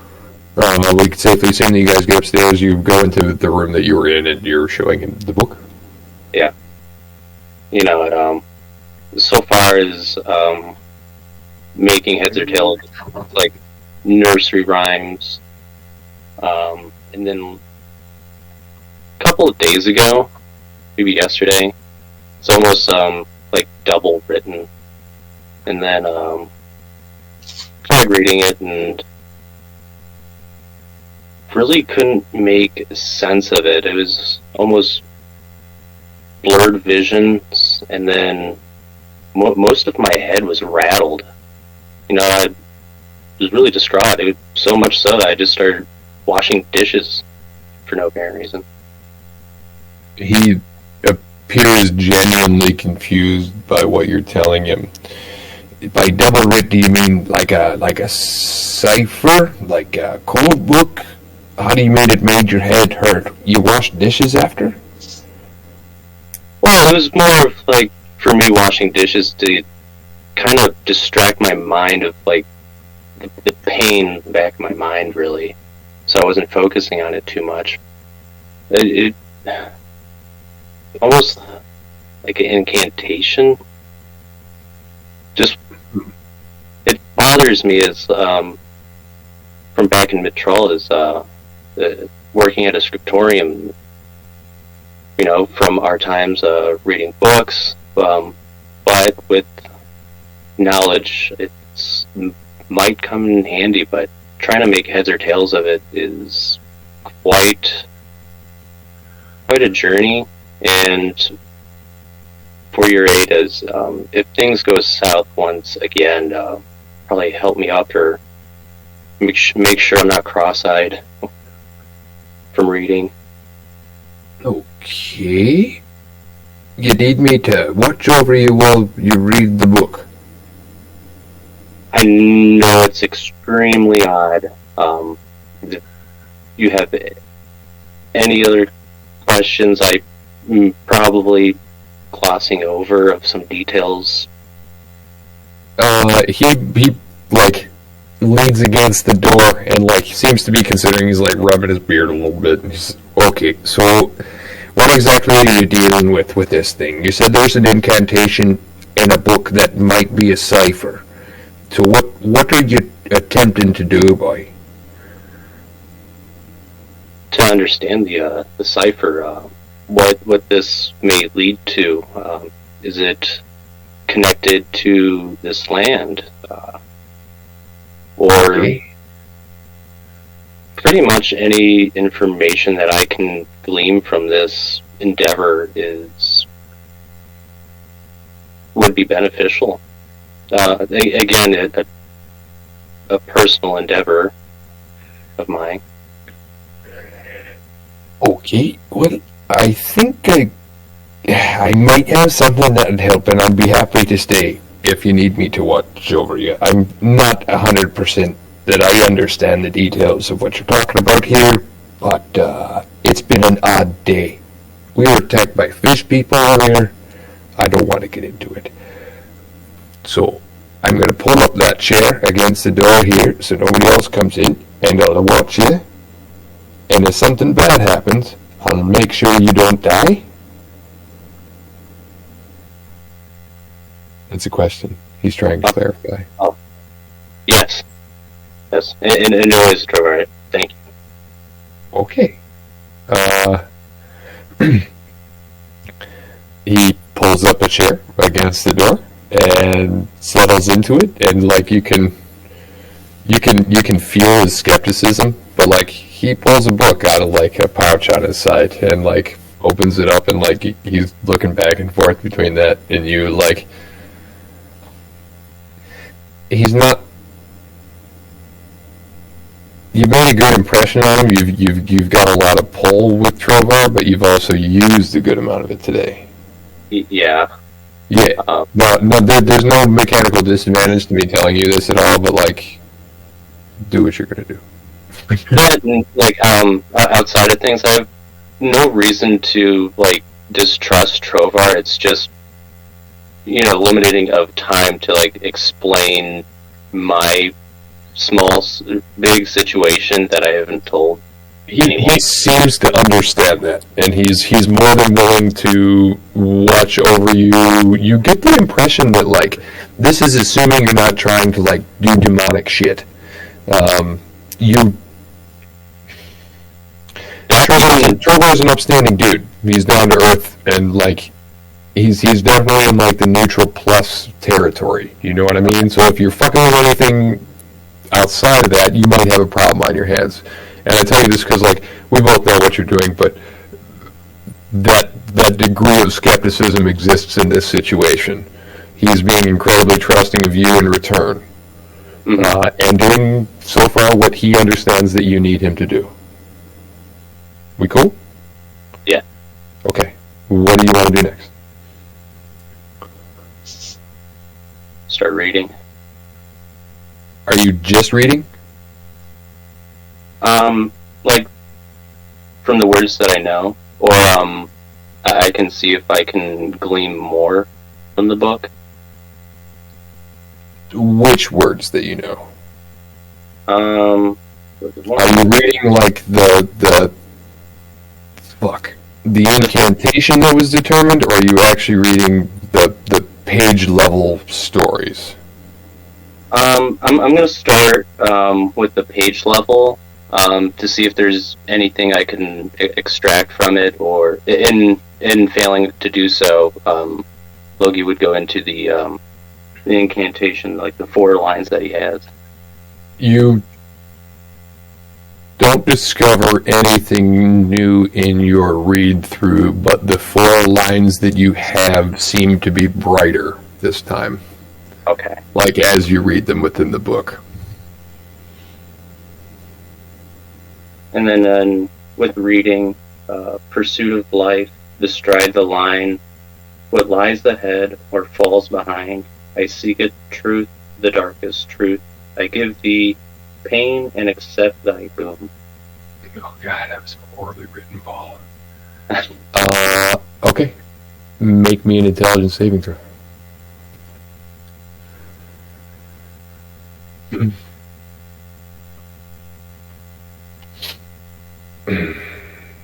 I'm going to need just a second. Okay.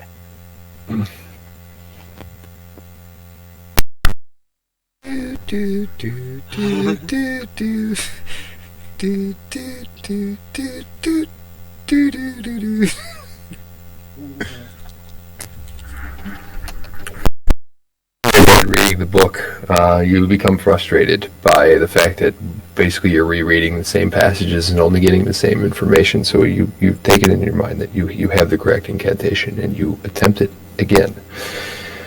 And as you do it,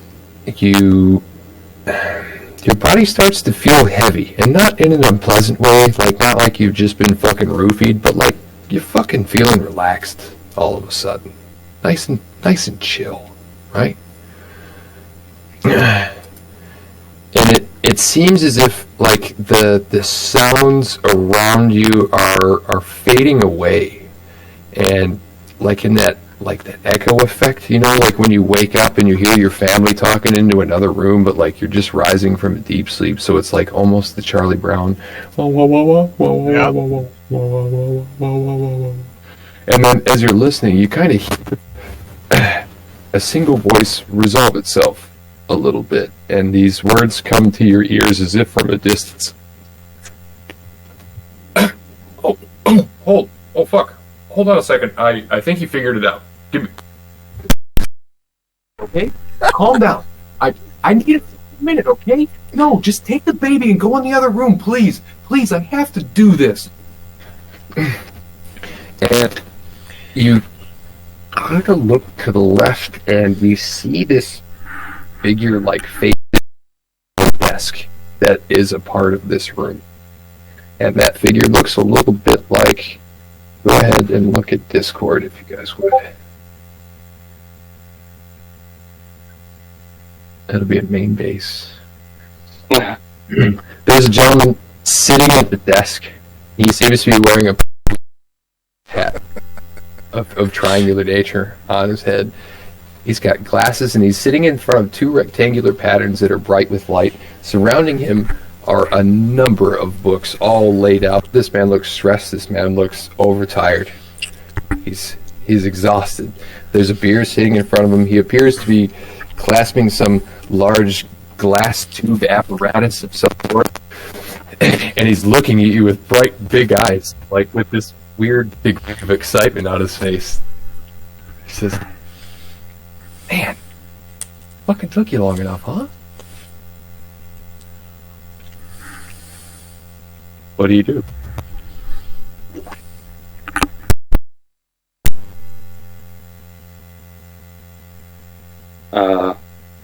Logie is like almost like starstruck that he's like got something different, like a turnout. He asks, "What is this? But the glowing rectangles. Who are you?" Oh, easy, careful with the questions. They're limited. So, that's 2. but we're going to add some real quick. What is this? This is an arc. This is the accumulation of eons of history and education and learning in one incredibly easy to use and transportable little packet. The glowing screens are what we call a computer. And he stops talking.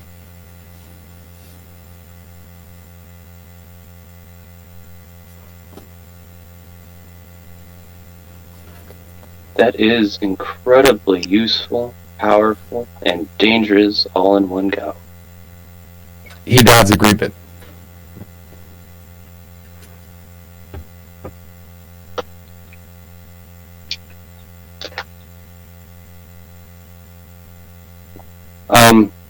He's just sitting there smiling, looking at you very expectantly.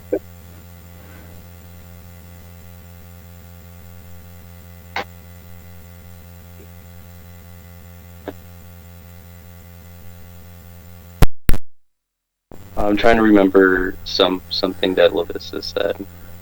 Ask him what It's the not meaning coming of to me. life is.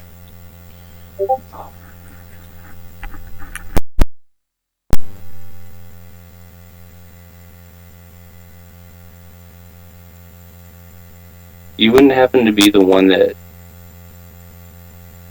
put this book in this realm? He kind of sits back in his chair, like, there's a certain degree of him that is clearly impressed with the way that you have managed to phrase that question, because it elicits more than an immediate response. It could be as simple as yes, and you see him consider that, and it just doesn't seem fair. He takes a deep breath. He leans forward, brings the pipe to his mouth.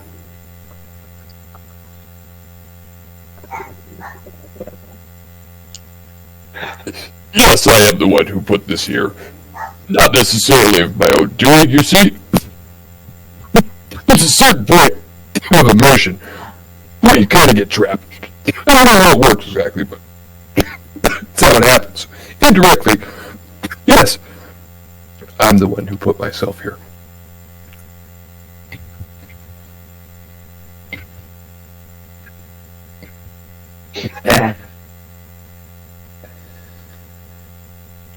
I am what is called the prime articulate of Erden lore. You can call me Paul.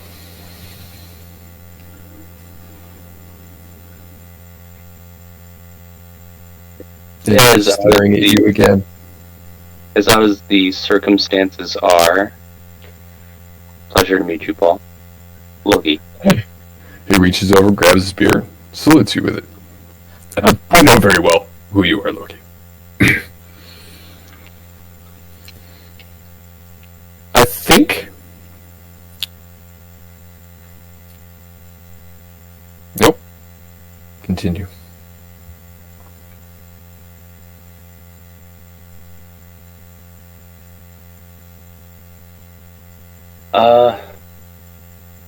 Loki is almost...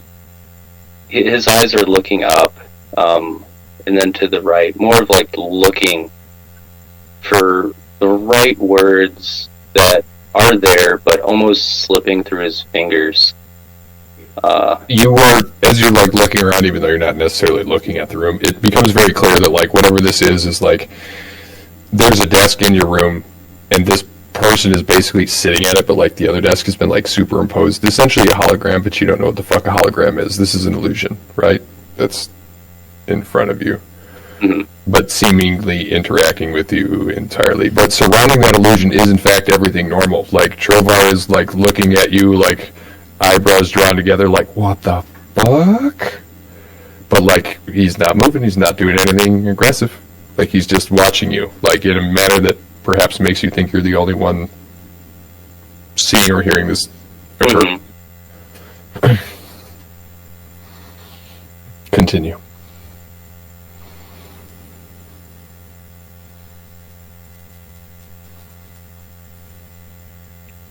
There are a couple of individuals that are interested in this book that I'm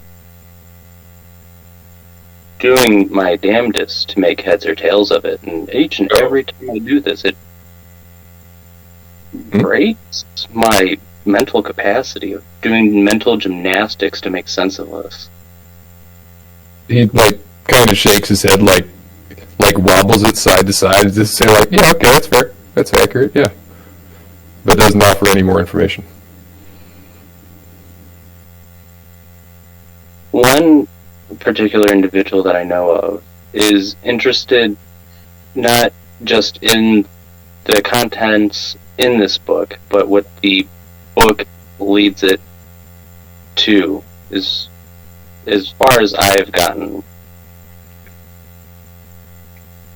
He is again silently nodding and like he moves his hand oh yeah, all that makes total fucking sense to me, but he doesn't speak.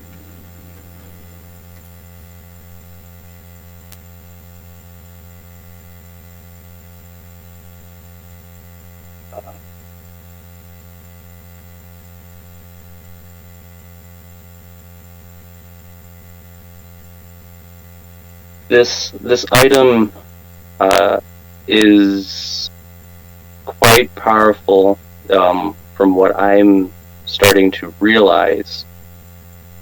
Still nodding. Is this item more beneficial in the wrong hands rather than the right hands?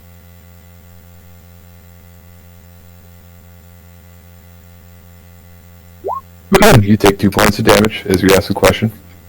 You feel one of these needles striking in, again, into your mind in the kind of the same way that Levistus does it, but you see the individual in front of you cringe, he knew it was coming and there was nothing he could do to stop it. And almost. Go ahead. Feeling that pain is just holding his head. He reaches out a hand, and then it closes into a fist as if he wanted to help you, but realized that he couldn't, and there's nothing he could do about it. And said, and he speaks. There are limitations to this. This book and myself are equally beneficial or harmful in anyone's hands. It's a question of will, Logie, as you're learning yourself. This entire world is of our making. It exists as a place to do what you will with it. Unfortunately, I have to say that I am in that same position. I but inhabit this locus that you hold in your hands. I can't control where I go or what is done with the knowledge that I contain. My job is to answer questions. And that's all.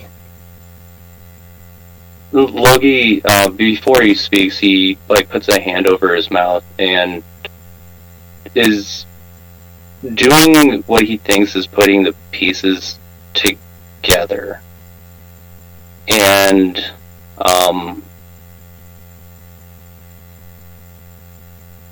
oh man, that would have been great to know. Is there anything around me that I could quickly jot down and would be able to show Paul? I would assume that your bag is somewhere near the bed. Yeah. Again, are you closing the book? No, not just yet. Okay. He continues sitting there and staring at you. Is quickly writing something down, and it's still legible, but that pain he still has, and it's just my apologies. I'll be back. Is what you've written down? Yes. Okay. And you show it to him? Yes. he leans forward and gives you like a very patient nod, like the knight at the end of Indiana Jones and the Last Crusade does. Like as they like leave the tomb, you know how he like steps forward in the smoke and gives them the long nod, and then like steps back into the motherfucker. Like that's basically what we were looking at here. But he continues to sit there for now. You gotta tell me what you're doing next. With this, like Logie actually first time like succeeding in this, is wondering if like waving goodbye and gently closing the book like ends this interaction amicably. Is that what you do? Yeah. He smiles at you friendly, and then as you close the book, he fades away. That's it. Holy crap! And I think we're going to call the evening there. Maybe. Did you just break the go fourth ahead and- wall? I snatched up, motherfucker. Can you go ahead and stop the recording and we can discuss this as people? Yeah, dude. I am not going to answer any questions at this point. But you guys are more than fucking free to discuss this amongst yourselves. All right. Recording is